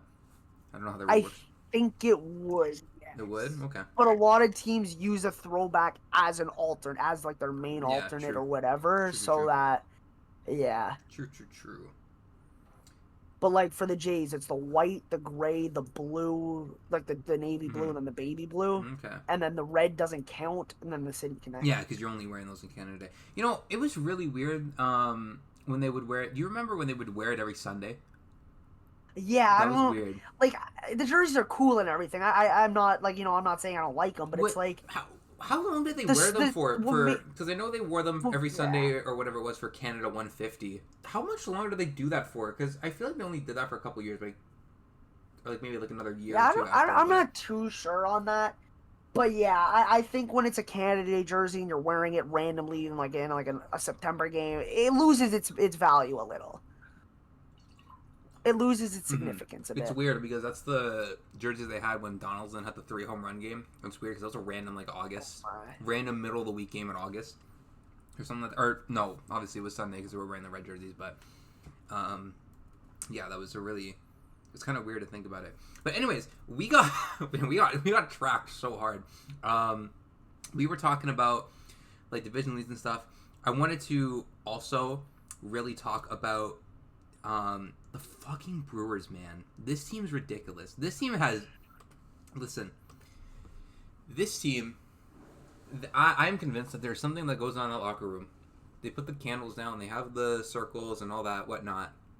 There are rituals going down. They're looking into the mirror 3 times before every game, and they're all saying Bloody Mary, right? Something's happening. Something's happening in that room. They are ridiculous. That team is just absolutely ridiculous right now. We were talking about earlier. They have won, 29 of the last 36, or 29-7 in that span, right? That is kind of insane. They hold the best record in baseball by a good bit right now. And the thing is, in their lineup especially, they have a lot of guys that you would think on the surface, that's not a guy that I would expect to have, pop off crazy, right? But they have no qualified batters with an OPS of 800. Isaac Collins is the only one. Exactly. And since July 15th, I want you to guess what their team WRC Plus is and where it ranks in baseball. July 15th? Mm-hmm. Wait, for reference, what are they at now? So for overall on the season, let me see. I didn't keep both tabs on Fangraphs open, so wait, hold on, let me pull this up. So overall for the season, they are at 108, which is 7th. Okay. If I recall correctly, I believe that they've been actually playing better too. It's not like they're just getting lucky now. They've been playing really well. I'm gonna say it's like 135 and it ranks 3rd. It is 140 and they rank 2nd. I assume the Jays are the only team ahead. Yup, at 145, baby. Okay. You know what stat sticks out to me with the Brewers? What? Throughout the season? So, in terms of barrels, per plate appearance, for the percentage of how many, obviously you know what that means. Yeah. They rank 30th at 4.4%. That's kind of crazy. That's crazy. They're not, and if you look at hard hit percentage, They rank 25th. It's like they're not crushing the ball. This isn't like a prolific offense that is, just crushing balls left and right the whole year, hard hits, all of that. They've been getting timely hits. Yep. They've been getting, hits when they need them. And obviously, that's how you win games. Mm-hmm. You're not going to win games by only hitting home runs. You're not going to win games by only hitting singles. You need to find a balance. You need to find, it's also, a matter of timing. You need to be able to get hits in certain spots too, like, runners in scoring position, runners on base in general. Yeah, they've been really good at pretty much everything when it comes to hitting the baseball. They are they're tied for 6th, in isolated power, so they've been a really good power hitting team, even if they're not like top in home runs. They are second in on base percentage at 366. As I said, they're second overall in WRC plus. They are second overall in position player WAR in that span. They draw a good amount of walks too. They're around middle of the league, but in that span, but even so. And they rank 6th in stolen bases, and not just they steal a lot of bases, they're also a positive base running team. They're tied for 8th in BSR over that range. And what's crazy is you go back since that July 15th, or excuse me, I have it up since July 5th, I typoed it in Fangraphs, but whatever, who cares, right? Since that time frame, they have 10 players who have accumulated over 50 plate appearances, right? And all of these players have also accumulated over 80. I just kept moving the margin down to see how far I could go. Yeah. None of these players have a WRC plus of league average or below. They are all above league average hitters. Some of these marks are insane. Jackson Churio has really got it going recently. He's at a 185 WRC plus over that span. Andrew Vaughn is looking like prime Barry Bonds since the start of July. He's a 185 WRC plus since July 5th.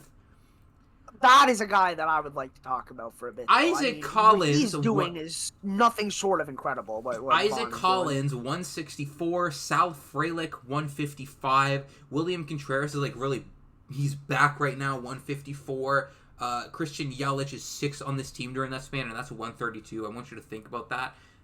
Generally, all-star level hitting, around 130 WRC plus, is 6th on this team. Blake Perkins is 127 WRC plus, ranked 7th on this team, obviously within this time span. That's insane. And it's yeah. I am so glad that we do not have the misfortune of running into the Brewers right now. Because, listen, as good as our team is, I am respectfully kind of scared we would get smoked. I am kind of scared for what's going to happen when we play them in a couple weeks. Because I really don't want to play that team. But this team has been rolling. They have been unstoppable. The prime example of unstoppable. When someone says, an unstoppable force versus an immovable object, they're both. They are both of these things. They're just that insane. They are the meme hydrogen bomb versus coughing baby every game they play, it seems. Exactly. And they're the hydrogen bomb. They are the hydrogen bomb. It also helps that since July 15th, which is that span... Oh, actually, I'll go to July 5th because that's the date I accidentally put in on the last one. Since July 5th, they have the best ERA in baseball over that span at 3.04. Best in the whole league. That's pretty good. They... I mean, they've seen some really, they've gotten some really good pitching. They've gotten guys who, maybe you don't think, oh, wow, this guy was going to be nothing when they acquired them. Like Quinn Priester, for example. I mean, he's doing incredible. Mm-hmm. You didn't expect that when you saw him in Pittsburgh or when you saw him even in his short stint with Boston. I mean, he wasn't bad. Obviously, it was one outing, but you didn't expect him to go from Boston to Milwaukee and be this good. Oh, exactly. And it's some of these guys have just been absolutely ridiculous for them. Brandon Woodruff, he's come off the IL since July 5th. He is 8th in baseball in ERA. He's one of the best pitchers in baseball in that mark. Freddie Peralta, obviously, we know he does. He's 20th in ERA over that span. Like you said, Quinn Priester, since that span, he is 30th in ERA at 3.25. They have gotten some such good pitching. Jose Quintana's been really good. They have a guy named Chad Patrick who has a 3.52 ERA on this. Like that is such a MLB The Show auto-generated It name. is. That's like you're 5-6 years down the road, and there's like hardly any the superstars anymore. It's all just the young players and the auto generate guys. That's the type of guy that you'd be picking up on your team. Exactly, and he's like really good for them right now, which is crazy. Yeah. A lot of people will like, you see people talking on Twitter, and they're like, "Well, we know how this is gonna go every year. It's the Brewers, blah blah blah blah blah." Respectfully, I don't care. I don't think we've seen the Brewers team like this. Though. Also, That's the thing. That's how the many difference. times have we said this about teams and then they just go off? How many times did we say this about the Dodgers and then they won the World Series last year and during the COVID year? How many times? Remember that was what everyone said about the Nationals for years, and then they just won the World Series. Now, it's one of those things where you actually have to prove it for people to start believing. Yeah. Like, it's not. It's gonna take. It's gonna take actual, like an actual deep run for people to see like, oh, actually this Brewers team is different. They're pretty good. So obviously we can't just sit here and say like they're gonna be good. But I mean, they look like they're on a whole nother level. This is the best Brewers team that I have ever seen in my lifetime. Exactly. Yeah, I'm not saying that it's like, oh yeah, they got it. They've won the World Series already. They've done this. They've done that. Do you put them in this round? Whatever. That's not what I'm suggesting. What I'm saying is that I think it's just stupid to just count them out just because, oh, well, they haven't done shit in other playoffs and blah, blah. I think that's really a really dismissive line of thinking that also goes against a lot of what we've seen in recent history because, again, we've said this about a lot of teams in recent memory and then they've just gone on a run. It happens. Granted, that's not to say they won't lose in the first round. They very well could. They could get swept by whoever they see out of the first round. Who knows? That might happen. Like I said, since 2018, other than the COVID year, last year was the first year where both 1 seeds advanced, so it's looking like they're locking up that 1 seed. Obviously, again, it's early. It's way too early, and you can't say they're gonna for sure do it. But for the sake of this argument, we'll say they do. Doesn't mean they're just gonna waltz their way to the NLCS. They still have to win the series. Yeah, it doesn't. But it doesn't. It doesn't mean anything, right? They very well they could get first rounded, or they could absolutely dominate first round, second, whatever, right? And they could go on a ridiculous run. Who knows? They might not lose the game all playoffs. They might not win a game all playoffs. It's really, the truth is, it is too early to tell until the series is over. Right? It's too easy to tell until whatever series they're playing in is done. Okay? It's so easy to just sit back and say, "Oh, this team hasn't won recently, therefore they're not going to do it again." I think that's a really dumb line of thinking because again, we see that all the time. How many times? Like even you see it with specific players, and they say, "Well, this player hasn't done shit in the playoffs." Remember when everyone said that about David Price, and he had the crazy run when the Red Sox won the World Series. You remember that? Yeah, I mean, it's just that's the thing. Like, just because it hasn't happened in the past doesn't mean that something can't switch, especially with a sport like baseball that we know firsthand how unpredictable, how crazy, how wacky it can get. You really don't know. The weirdest names can be the biggest contributors, right?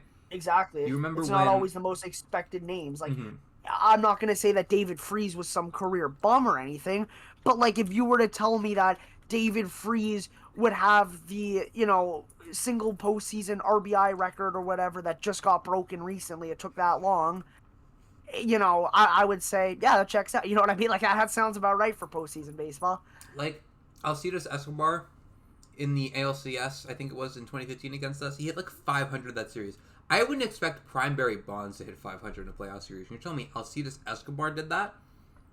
Like, yeah, you can't sit back and tell me in August that, okay, well, this team's not going to win a playoff series because this, that, because what they got first round last year and the year before that. I don't care. I do not care because when it comes to October, you do not know what's going to happen.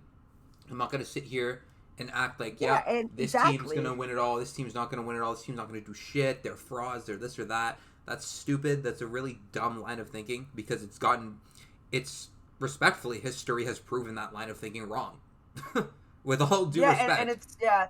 And when you have a team like the Brewers who right now 1 through 9 and then some are contributing in terms of their offense. Like they're getting guys, not only is it their lineup, you're getting guys that are like, I guess, unsung heroes. You're getting a guy like Caleb Durbin who's been playing great. You're getting Isaac Collins who just, for lack of a better term, came out of nowhere and just started Nobody expected that. You're seeing some, unexpected players, and that's what you're going to need going to in the postseason. You're going to need guys who aren't your top guys.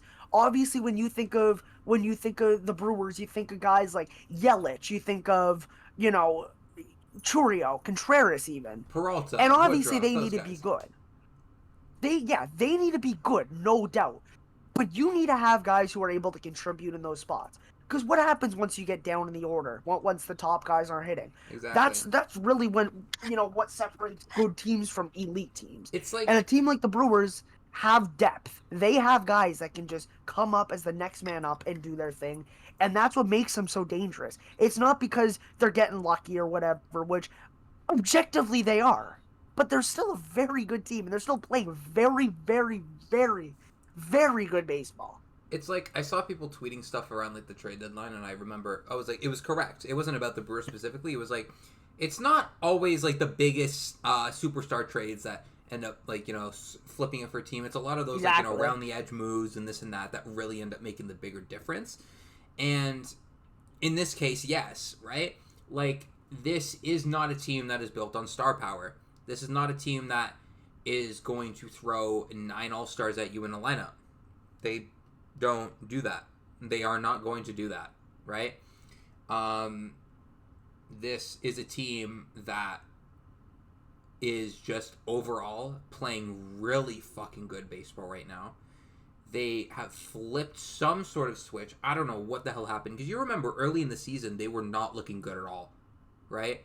They were not looking good at all. It was looking like a stereotypical Brewer season where it's like, all right, they're middle of the pack. They're probably gonna, get a wild card spot. Like, it probably isn't, like, most likely. Maybe they win the division and with 90 wins, 88 wins, something like that. Who knows? Because obviously I didn't expect the Cubs to be this good. Mm-hmm. And but yeah, like they did not look good after the first little bit in the season. And then, listen, I don't know what went on in there.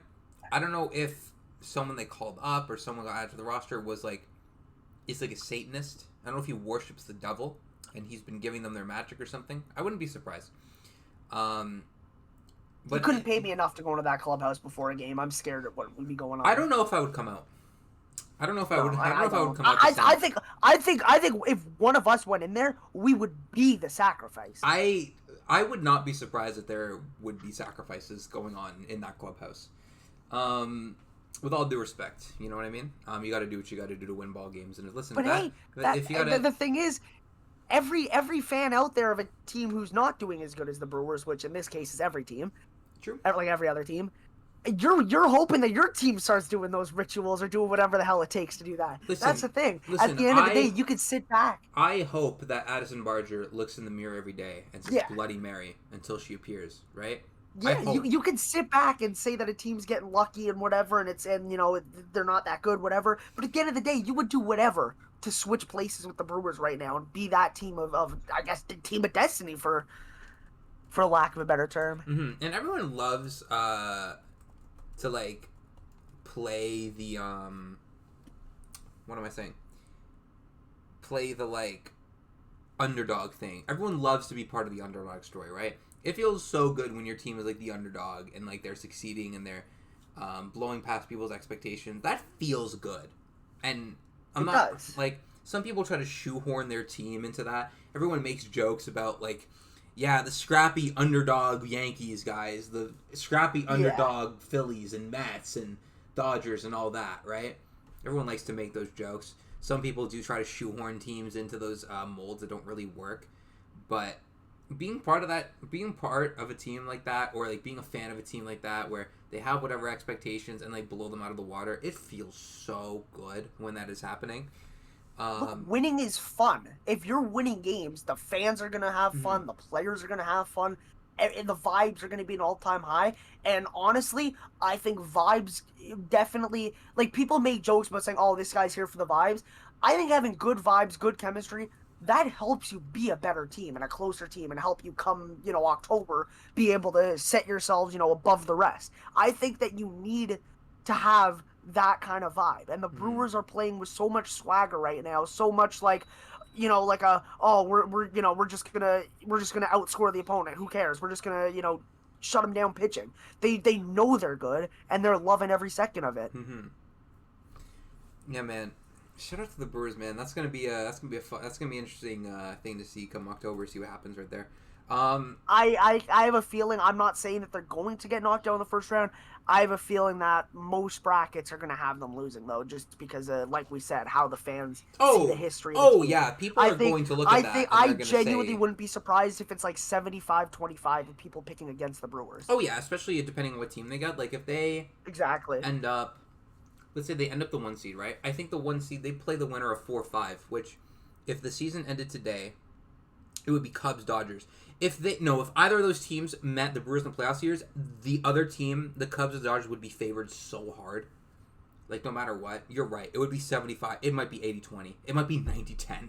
If they face the Dodgers, yeah, like I'm looking right now. Might be 95-5. If the playoffs started today, they would be playing the winner of Dodgers-Cubs. Yeah. And quite frankly, I think that could be even more 85-15 than 75-25. Oh, so, yeah. No, if it's Dodgers, dog, it might be 95-5. Like, that's the thing. Like, they're counting them out.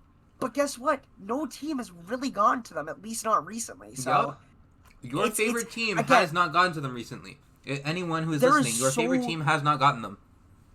There's so much time between now and October, and there's so much that can happen, so much that can change. But, I mean, it's really hard to pick against him right now. And also, it's hard to look at the future and think that a team is just going to beat them because they might have star power or whatever. Have you seen what they're doing? Like, they're just finding ways. And another thing is, a lot of teams that get doubted in October and then they go to the CS or the World Series or whatever, a lot of those teams happen to be teams that were really good in the second half of the season. Like, for example, the Mets last year, what did they win? 89 games, 88 games, whatever? They finished a good bit behind the Phillies for the division, right? Let me actually double-check exactly where they finished in the standings. As you do that, the teams that always, it's just the teams that do better in the postseason are the teams that, end hot. Mm-hmm. You go hot into the postseason. That's what I'm saying. You're not going to just, be good. Yeah, you're not going to be good for the first 2/3 of the season and struggle the last bit, and then just think that you're going to go back to how you were to start the season. Exactly. In the postseason, that's just not how it works. That's a lot of teams that flame out quickly if you really look at it. That's why I was using the Mets last year for that example, was because they went to the CS, they went, 6 with the Dodgers. They only won 89 games, sure, but they were like a top 3 team in baseball the second half of the season, and they went ballistic. They went absolutely nuts. They were like on the same level as the Tigers in the second half of the season last year, and that is why they went so far, was because they were hot going into the playoffs and they kept it going. Obviously they ended up losing to the Dodgers, but they kept that line going into the NLCS. This is generally the kind of thing that just happens, right? A team that starts out really good the first 3 months, they're first in the league, they're whatever, and they stumble into the playoffs, those teams usually don't go very far.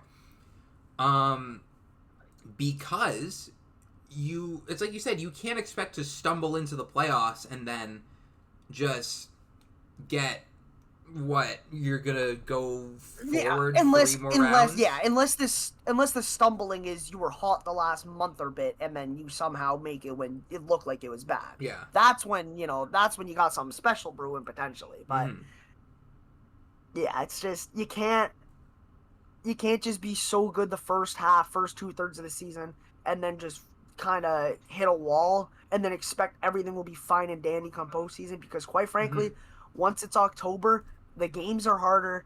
It's harder to win. Everyone wants it. You can't just fluke your way into these series wins. That's just not how it's going to work. Yeah.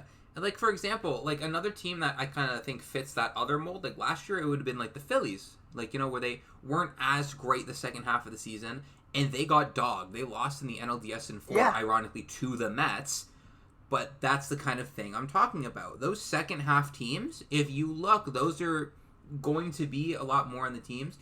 Whatever team ends up being ridiculous in like September, ends up making the playoffs or hot, you can probably look at that team and shit, I might favor you in a first round series against even a team you might be 8-9 games worse than because you're hot now and they not as much. You know what I mean? Yeah. It's that kind of thing where I really think that people need to be a little more cognizant of that, because I think that's the one thing is just because you bet on the higher seeds, it's not really meaning anything. I mean, not that the seeding means much for baseball anyways, but it's literally just a game of who's hot and who's not. The Mets were the lowest seeded team in the NL last playoffs, and Yeah. they almost made the World Series. Like, they were 2 games off. Yeah. Like, that's crazy. Not to mention the Tigers, they had that crazy run, and then they went and they swept the Astros in the first round. Right? Like, come on. Don't talk to me about none of this. If the Brewers keep it going in September, then, like, I'm not saying they got it, but it's like, they're going to look really nice in a first-round matchup. Yeah. I think so. I think that is probably it for some Brewers talk right now. I had that written down in our bullet points for everyone to know. I had Brewers Devil Magic written down, because respectfully, Brewers fans, I don't know what y'all got in there. I want to talk about something else. This one is like a little, not as good intense, not the craziest thing, but we've been seeing some prospect promos, and not necessarily just like guys getting promoted to the majors or whatever. We've seen a lot of guys getting promoted from like AA to AAA. Obviously, we're Jays fans, so we know the Trey Savage one. I saw another one, like the Mets promoted one of their top prospects, Jet Williams. He promoted him to AAA. We're seeing that a lot more. Do we think that any of these guys, for example, we've seen with Trey Savage, people are saying like, oh, maybe this is a guy who gets like September call up, even before that, whatever. What are the chances you think of some of these guys who are getting promoted to AAA this time of year? Because keep in mind, AAA is like you're facing some guys who have been in the bigs, whether they just got sent down or they're whatever, right? You're playing with some guys on your roster who are like fringe major leaguers as well. What are the chances you think of some of these guys coming in, making an impact for their teams in September, and then potentially, if they're called up before the September 1st deadline, even making like a playoff appearance or impactful like playoff? Look, I mean, we're at the point of the season where every game, every inning, every pitch is so crucial. We're getting to that point of the season where, you can't afford to be making these bad mistakes, bad decisions, whether it's the manager making a bad decision, bringing in the wrong guy, or a player, messing up an easy play, stuff like that. And it's later in the year. Pitchers are getting more fatigued. They've been working the whole year. Maybe pitchers aren't, maybe some of the guys who are younger aren't used to throwing that much. You're going to need to call some guys up near the end of the year to save for the playoffs. Mm-hmm. And I think that you could see some of these top pitching guys on good teams. I'm not including guys who are on, teams that aren't as good who will make their debut just because why not. I think like Savage, for example, I wouldn't be shocked if we see him come out of like maybe the bullpen or even have a couple starts later in the year to save some guys. And I think depending on how that goes, like depending on when he gets called up and if he's eligible for the postseason, depending on how well some of these players do, you might have no choice but to put him on the roster. Mm-hmm. Yep. Yeah, because you're going to need because a lot of times you're going to need some sort of impact, right? And especially, I hate doing all the Jays talk because I don't want to just be like a Jays thing, right? But like, fuck, it makes so much sense. Like, for example, if the Jays need pitching, like they could, like they're a team that could use like a starter or two. And shit, if it's like a guy that maybe pushes someone up into the rotation, or Savage makes a start here or there, it's like if it fits the need, you might have to do it. Like you said, you might not have a choice. It might be your best option. You know who a big one is? What? Yeah, like who a big one is recently of a guy who was like a rookie and just came into the playoffs and made a splash? Who are you saying? Randy Arozarena. Yup. Like that's a guy who at the beginning of the year, I don't think any Rays fan thought this guy would be starting playoff games for them, and he had hit like 10 home runs. He was ridiculous. I remember that. Yeah. Who else? Soler in 2015 was another big one. I'm pretty sure. Like he was. And this one slipped my mind. Madison Bumgarner, back in 2010. Oh shit, you're right. And this is a guy who hadn't pitched in the majors before that year, and he throws in a World Series game. He goes like 8 shutout. Like, you know what I mean? Yeah. Guys need to come up, and it doesn't even need to be guys that are currently on the roster as we're talking right now. It could be a guy that's in the minor leagues right now who haven't even debuted. You need guys to step up. Yep. Whether it's a guy who is a guy you're paying $30 million a year or a rookie who hasn't played a game yet, some people need to step up. It doesn't matter when it comes to the postseason. It doesn't matter how much money you make. It doesn't matter your experience. It doesn't matter how well you did in the regular season. If you're playing well now, you're going to get the playing time. Mm-hmm. And that's when you see these guys flourish. Yeah, and like you said, teams are going to just straight up, they're going to need it, right? You are going to need someone to really get you going down the stretch. You're going to need someone to carry you throughout those games. Well, I shouldn't say carry because that doesn't really happen in baseball like that, and like some other sports. Get you there though. But still, you're gonna need to carry the load. I could say, like, not the whole load, but as in like doing their part, helping. Mm-hmm. You're gonna need that. You can't have your team go cold in September and then you roll in the playoffs. Because what's gonna happen is you're gonna get fucking swept in your first playoff series, and you're gonna be sitting around your office, and all the fans are gonna say, "Well, what's next? What needs to change? This is that." And it's like you need to really lock in on what your team needs right now, and sometimes it's not always like you got to keep playing this big guy who's making big time money because he's going to turn around. Some people will end up still getting playing time because like they're getting paid a good amount and they don't want to like waste the value or whatever. Sometimes you just need to swallow it and just say, you know what, this is our best option overall right now for winning. Let's get this guy some at bats. Let's get this guy some innings, whatever, because they have the potential to really contribute to something here. Let's throw them in. Let's give them some run right now. Exactly. Throw for us. Get some ABs. Whatever it is, right?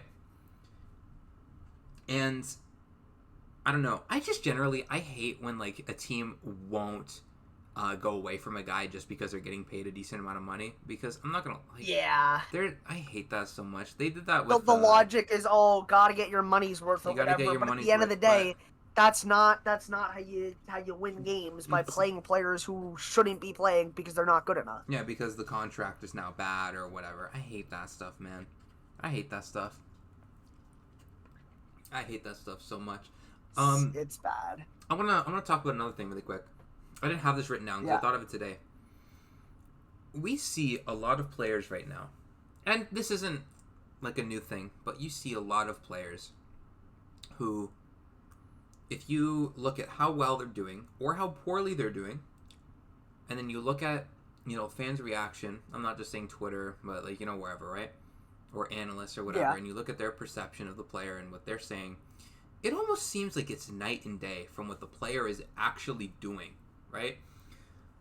And what I want to say, what are some players that you really think fit that description? I think there's two big ones right now. I want to hear who you say first, just so I kind of get an idea of what you're going for. I'm basically going for like the most disrespected like players in the league, pretty much, compared to what they're actually doing. And there's two, I think, like super obvious ones, right? One of them, in all fairness, is kind of like might be a loud minority type of thing as opposed to like everyone. But when I say like disrespected in that way, I'm looking at two guys above anyone else. I'm looking at Juan Soto, and I'm looking at Vlad. I think these guys are getting Juan Soto, I agree. Disrespected like mad. I'll still see posts where it's like, they'll post like Cody Bellinger's stat line or whatever. And granted, Bellinger's having a really good season. Shout out to Bellinger. He's really good. Yeah. And they'll say like, they'll bring up Soto, and it's something like, made the right decision not paying Soto, as if Soto is not 12th right now in WRC Plus, and he's still not one of the best in baseball at getting on base, right? He's still not one of the best hitters in baseball. He's currently 12th in WRC Plus. He's ahead of like Jonathan Aranda, Jose Ramirez, Manny Machado, Michael Busch, Kyle Tucker, Freddie Freeman. I can go down and I can name a bunch of names, but you get the gist. He's one of the best hitters in baseball. And it's like, it's the disrespect. You know the saying, the apology needs to be louder than needs to be as loud as the disrespect. Yes, exactly. The apologies are never as loud as the disrespect for anyone. Like, and it's kind of crazy. That's the thing with Vlad, too. People will look at his numbers like, he only has like 20 home runs. He's not hitting 30 or 40, and they think that, like, he's terrible, whatever. And obviously that's not, rational fans, but yeah, it's just, I don't know. It's Vlad is a crazy one for me, because if you scroll Twitter and you would think he'd have like a 750 OPS. I would really think he had like a 105 WRC plus, but no, his WRC plus, after you factor in today's game, it's 149. The leaderboards, You know who the player. the Yeah. leaderboards haven't updated like overall for the game for the day, after, like including today, but he, I guess if you exclude this game, I don't think his rank would change, even if you include today's game. But he's currently 7th in baseball in WRC plus. That means he is the 7th best hitter in all of baseball. Actually, he's tied for 7th with. Can you guess who? It's George, isn't it? Yup, it's George. It's George Springer, baby. Yeah. He's 7th in WRC plus right now in WRC plus, so he's been the 7th best hitter in baseball. What people said. Yeah. Vlad's the one who really made me start thinking about this, right? That's the one who sparked this thought in my mind. Is, people obviously talked about the contract, and you can go into well, technically the contract doesn't factor until next year, but I think that's kind of a stupid argument. But regardless, yeah, you can also just because you gave him the contract based off what he's already done, not exactly. what he's done in the season that hasn't happened. Now, here's the thing, right? You gave him the contract after the season he had last year. Obviously, we know this because we follow this stuff. We watch the broadcasts. His first half OPS this year and last year were the exact same, and people were losing it. They were saying he's not worth it. They need to trade. Like a few days ago, I saw a thing that it was a Bo Bichette tweet, and it was like, man, the Jays' top priority this offseason has to be sending Bichette, and one of the replies was, and unfortunately trading Vladdy, and I'm like, man, what the fuck? Are you guys stupid, man? Yeah. Here's where the whole irony comes into play. You have fans who will say, oh, this team isn't going to do anything in the postseason because they choked before. But then they'll see Vlad and see what he did last year in the second half, and they're not going to say, oh, but Vlad in the past he's notoriously good in the second half. Where's the logic there? Mm-hmm. Why isn't Vlad gonna be good in the second half because he's done it before? Like, why are you choosing when to use that narrative? Exactly. And I just don't get some of these fans, man. It's like, it's not even just like Toronto fans. Like, you see a lot of people, like I was talking about Juan Soto, and you talk about people, his contract is overpaid, he's this and that, as if he's still not one of the best hitters in baseball.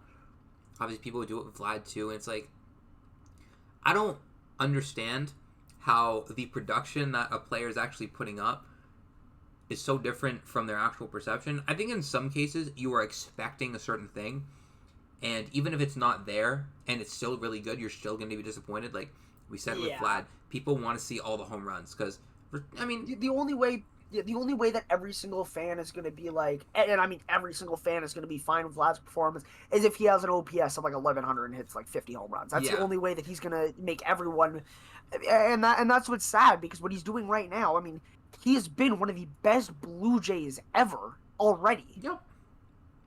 He's going to finish first in like almost every offensive category for the Jays' history. And like, the other thing is, right, like obviously people want to see that power. They have that expectation of, oh, he should be hitting this amount of home runs or whatever. It's coming which now. I mean, to some extent, I kind of understand, because he had 48 a few years ago, so I get it.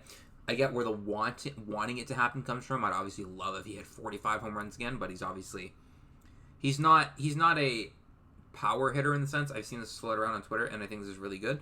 This is who I kind of thought he would be, like, coming up in the minors. I thought that he was going to be that guy who has, like, 320, 325, hits, like, 50 doubles, hits, like, 25, 30 home runs. I thought that was more of his archetype than a guy who was going to hit almost 50, right? This kind of Vlad, and, like, the Vlad we saw last year, is a lot closer to what I think, or at least I personally thought he was going to be before he came up. Just because you gave him a whole lot of money doesn't, like, there's this very arbitrary, like, people say the home run number. Oh, he's got to hit 35 to 40. Okay, if he's producing everywhere else, who cares, right?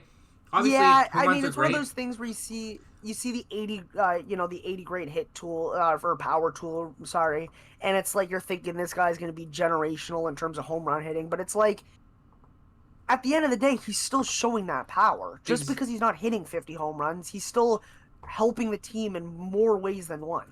Exactly, and it's like, if he has a 150 WRC+, he's one of the best hitters in baseball, he can end with 25 home runs if he wants. Like, that's totally okay. He doesn't have to hit 40. And obviously, I would love if he hit a whole bunch of home runs, because home runs are, like, objectively the best result you can get. And obviously, home runs, especially in the postseason, home runs rule the postseason. We know that. That's a thing. There's been a whole study done on it. It's historically... If he wants to save his home runs for the postseason, that's fine by me. Hey, I'm totally cool with that. But, I mean, like, we know. Home runs are great. They are Obviously, it's the best single result you can get in a plate appearance. They are historically so connected to winning, like on a ridiculous level. Like I remember Mike, what's his name? Mike Petriello, I think, did the study, and it came out like 2020, and it was like from then since like it was from then like 50 years, the team that hit more home runs in the playoffs at least won like 75% of the time, and like obviously we know that that's a thing, but you can produce in other ways as well. He has one of the highest on base percentages in baseball. He is, excluding today's game because I don't really feel like sorting through all that. He is tied for third with Ketel Marte in on base percentage. Okay, he is one of the best hitters in baseball at getting on base. He is tied for 16th with Tatis in walk percentage, so he takes his walks. And even then, if you want to factor in something like slugging percentage, he's not top 10, not top 20, but he's 27th. He's still decently high, and that's going to go up once you factor in today's game because he hit the home run. But I think people have like such an arbitrary like way of thinking about some of these players that, oh, they have to be this, they have to be that, they have to be whatever, right? Who says 35 to 40? Who says he has to hit 35 to 40 home runs, right? Who says he has to do this? It's like the other end of the spectrum. Do you remember a few years ago when Kyle Schwarber hit like almost 50 home runs and he hit like 197? Oh my god! You remember that? That was like the exact. I think it was. Yeah, he hit like one. Yeah.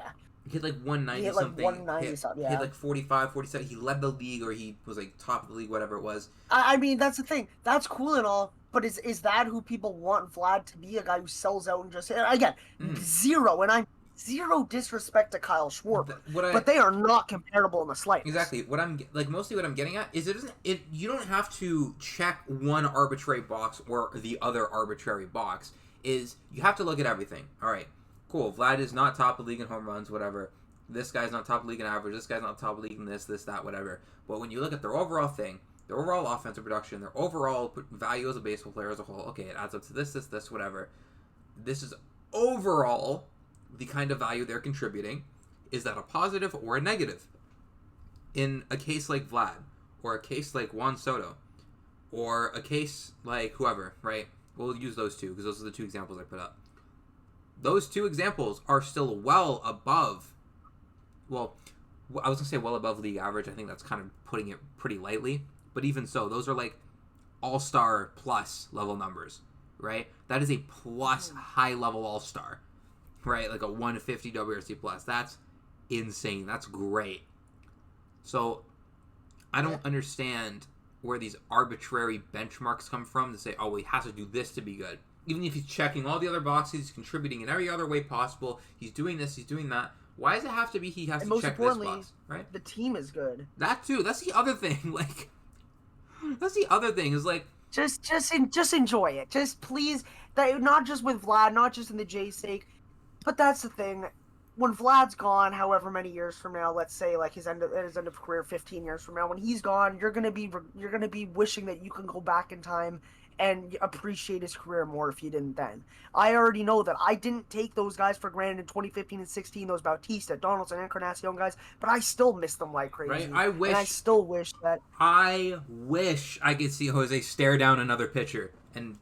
I know. I wish I could get another instance of when Darren O'Day threw behind him, and then he hit the. Or actually, no, it wasn't Darren O'Day who threw behind him. It was someone else. But I wish I could get another moment of where the guy throws behind him, and then he pimps the shit out of that home run, even though they're up like 7 or 8. I don't give a fuck. I wish I could see more of those. So that's why I am. Well, that's why I think I'm more personally on the appreciate greatness side. Because listen, one day this guy, like not just him, this guy. Judge, Ohtani, whoever, these guys are not going to be in the league forever, right? And I'm sure that people who used to watch baseball back in the day, people who used to watch in the 2000s, the 90s, the 80s, the whatever, you know, they always clamor for their guys, right? There's guys who watched way back then, and they'll clamor, they'll really put on for a guy like George Brett or someone, right? Or they'll really put on for a guy like Derek Jeter or Ken Griffey or whoever, right? I'm just naming players from like different decades. I'm not necessarily thinking about it too much when I say it, but those are guys who I'm sure a lot of people who watched back then and, you know, those were like their top players. They would love to see those guys play again. They would love to see Griffey pull one into the upper deck right? They would love to see George Brett spray it everywhere. They would love to see Derek Jeter make the easiest plays look hard. But I'm sorry. I'm sorry. That was unnecessary. That was unnecessary. Yeah, dude. No, I respect that. No, honestly, listen. I got to do it for the bit at this point. Listen, I respect. All due respect to Derek Jeter. That makes all time great. But honestly, I had to do it for the bit. Like, I just think it's funny at this point. Yeah, it was right there. I mean, no, I had to do it. But like, even a guy like a guy like him, like you would love to see him come up in big moments again. They call him Mr. November for a reason, right? You would love to see something like that. Guys from that era too. You would love. I would personally love to go fucking see A-Rod go insane, Bonds, Ortiz, whoever, right? You would love to see those guys hit nukes. Exactly. Again, do their thing, have their signature moments. All of these guys, they have their big time things, but they are not around forever. They're not playing the game anymore. And the guys who are currently superstars, they're not going to be around forever. In 10 years, Aaron Judge is not going to be in the league, assuming that eventually Father Time catches up to him. As a Jays fan, thank God. As a baseball fan, it's going to suck. I'll say that. It's going to be good in the sense he's not going to torture our team anymore, but granted, the Yankees are going to pull something else out. But at the end of the day, the things that make sports is the competition, the rivalry. Exactly, right? If you don't have a guy, like, you need these guys who torment your teams. Because, I mean, that's a funny way to say it. But you need these guys that, make the league better. Make the product that you watch and spend your whole life admiring and watching better. You need these guys. You got to appreciate them while they're here.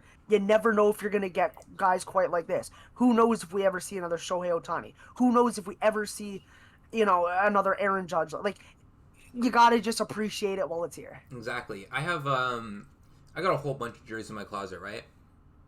And when I was like 12, that 2016 Red Sox team, I loved a lot of the players on the team, even though like I didn't like the team. I didn't like the Red Sox, but I loved a lot of those players. Hanley Ramirez, Mookie, Ortiz. Yep. I have a David Ortiz jersey in my closet because, respectfully, with all due respect, I don't like fuck the Red Sox, Big respectfully, Poppy, but he's the fucking man. With all due respect, it's fucking Big Poppy. I mean, you got to, right? I got like other jerseys I have in my closet. Like I have a Mike Trout jersey, and that's someone like we might have like there might not be more prime Mike Trout seasons like that. As much as I hope and pray that we get another peak Mike Trout season, I don't know if we're gonna get that, right? And that's the kind of thing. Right there. Mike Trout is still playing baseball, and obviously he's not playing at the MVP level that he once was. But he's still playing some good baseball, and that's one of those things where it was looking really grim for him the past, 5 years with the injuries. We didn't know if we were going to see him be able to actually play like he is now, and it's awesome to see. Don't let it get to that point. Yeah. We're lucky that we get to see more of Mike Trout. Don't let it get to the point where you're, you think it's over and then it is over. You can't, you know what I mean? You can't take these players for granted. They're not going to be playing for 100 years. You gotta just, and I'm so happy for Mike Trout too, that he's being able to actually stay relatively healthy. It's better for baseball. Another thing is, like, if a player sticks around to the point where they're they just don't have it anymore, it's sad to watch at a certain point. Like Chris Bryant, for example. I mean, he's not like a watch veteran, but I'm just saying in terms of signing that big contract. Like Chris Bryant is kind of a sad one to think about. Not that he's completely done, and not that this player is completely done. He's not a major league player anymore. But Nolan Arenado, he was so that's one of my favorite jerseys I have in my closet. I have the purple one from when he was with the Rockies. Beautiful. But he's respectfully, he's 34. He's gonna be 35 at the start of next season. It's not, it's not the same, right? It's not the same. Before this year, George Springer, I thought his career was pretty much cooked. I thought he was a cooked product, man. Me and my other friend, we had him in fucking Ryan McMahon combos. It was grim. It was grim, right? That's the thing. You're given, and that's the thing. I am not gonna sit here and lie and say that last year I was, going nuts for Springer, saying oh, I'm so happy he's still with the team. Because obviously I was, because, one of the bigger free agents we've ever signed. And obviously, he's still a part of the team. But with all the injuries and seeing him put up back-to-back, around 100 WRC plus seasons, just barely average after dominating for so many years, I thought that was it. I thought that, you know, we weren't going to see it again. And the fact that we're gifted with at least, at the very least, one more, you know, just moment-filled season where he's just rejuvenating himself. It's just, you don't see that a lot, and you gotta really cherish it. Oh, absolutely. And that's why, that's basically what I'm getting at. Like, you especially notice, like, you really feel it when a player doesn't really have it anymore and they're past their heyday and they're kind of, you know, in their twilight. Yeah. That's when you really feel it, right? Even if someone's like, you know, slowly approaching the tail end of their prime, you might not feel it until they've really hit that wall and they're just not the same dude anymore, right? Like, you know what I mean? 2022, you're the year where Arenado, Goldschmidt, and Machado, they were like neck and neck for MVP, all three of those, and then Goldschmidt ended up winning it. When Arenado had that big year, I was like, oh yeah, he's back, he got it.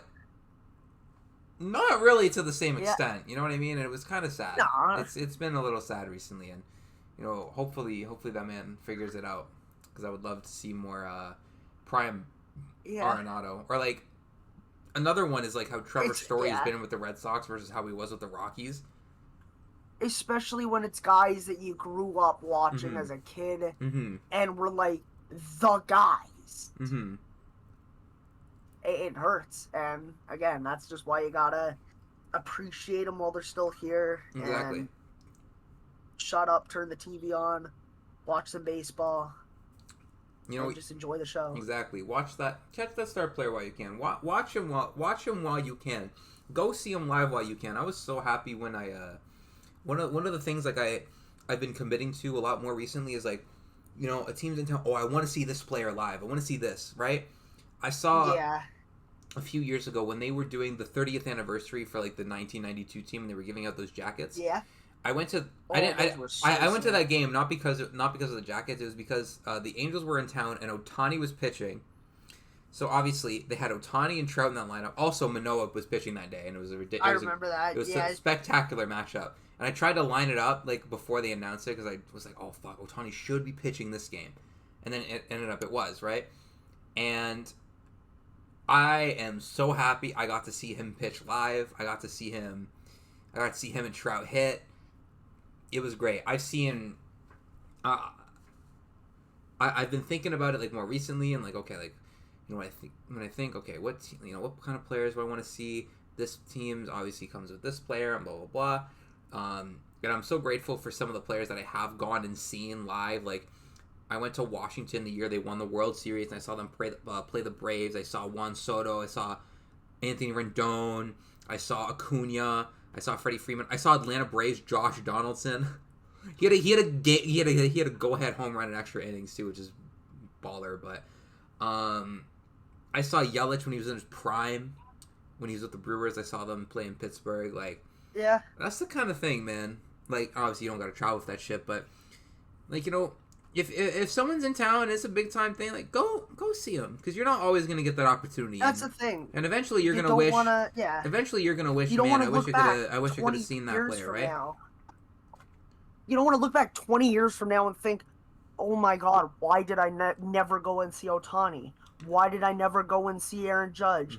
Why did I never go see, you know, whoever it might be? And it's like, you don't want to kick yourself, you know, later in your life. Exactly. See them now, experience it, and that way you'll always have that memory when it's looking bad for the player in terms of their career, and it looks like they're done, and their career literally is done, and it's not just, you know, they're going to have another bounce back season. It's like, you can look back and say, damn, I can't believe I got to see one of the greatest players to ever do it play live. Exactly. I got to see him with my own two eyes, you know, feet away from me. Exactly. And, like, the thing is, right? Like, we obviously... We start watching... Everyone starts watching sports at a certain time, and there's always stars that predate whenever it was, right? I would have loved to see some of the big-time guys in the 2000s. I would have loved to see a guy like A-Rod in his prime, Bonds in his prime, Manny Ramirez in his prime. Unfortunately, I was a little stupid in 2007, being 3 years old and not investing in real estate at that time. But, like, we have those moments of like players that came like before we started watching or whatever, right? And everyone has those person, man, if I could go back to this time, I'd want to see this guy, right? You can not that you can make up for it necessarily, but you can kind of prevent the current version of it. You can stop the cycle. You can go, shit, all right, that guy's coming to town. I get to see this guy live. I saw Clayton Kershaw pitch live in like 2016. It was kind of beautiful. Yeah. Unfortunately, it was against Toronto and he threw a gem against us. But like seeing Kershaw, like at the same time, it was like chef's kiss kind of thing, because like you got to respect it. You know what I mean? That's greatness right there. You know what I mean? You're watching greatness, right? And it's that kind of thing, because like eventually a player's like, it's like we've said 100 times. They're not gonna be around forever. Eventually they're gonna hit a wall. They're gonna be a little over the hill a little bit, or they're just gonna not be playing altogether.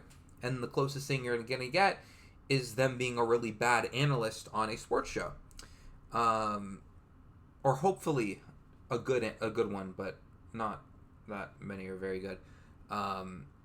A-Rod does the shtick where he tries to act like he was a small ball player, even though he's like 5th all time in home runs. It's really stupid, by the way, and I hate that. I think it's really annoying how he does the small ball thing. But yeah. I don't think we have too much else to talk about, do we? Unless you have you got something that you're itching to get off your chest. Yeah. I think that's good for now. Yeah, that's just about it. Coincidentally, I didn't even mean to do that just as we hit the 2-hour mark, but yeah. So it worked out. Yeah. Once again, thank you for everyone. Even if you listened to a little bit for 5 minutes, 30 seconds, or if you're still listening altogether, we thank you. Bless you. Thank you for joining us for this ride. We will see you next week on another episode of the Down the Line podcast. Take care and be easy, everyone.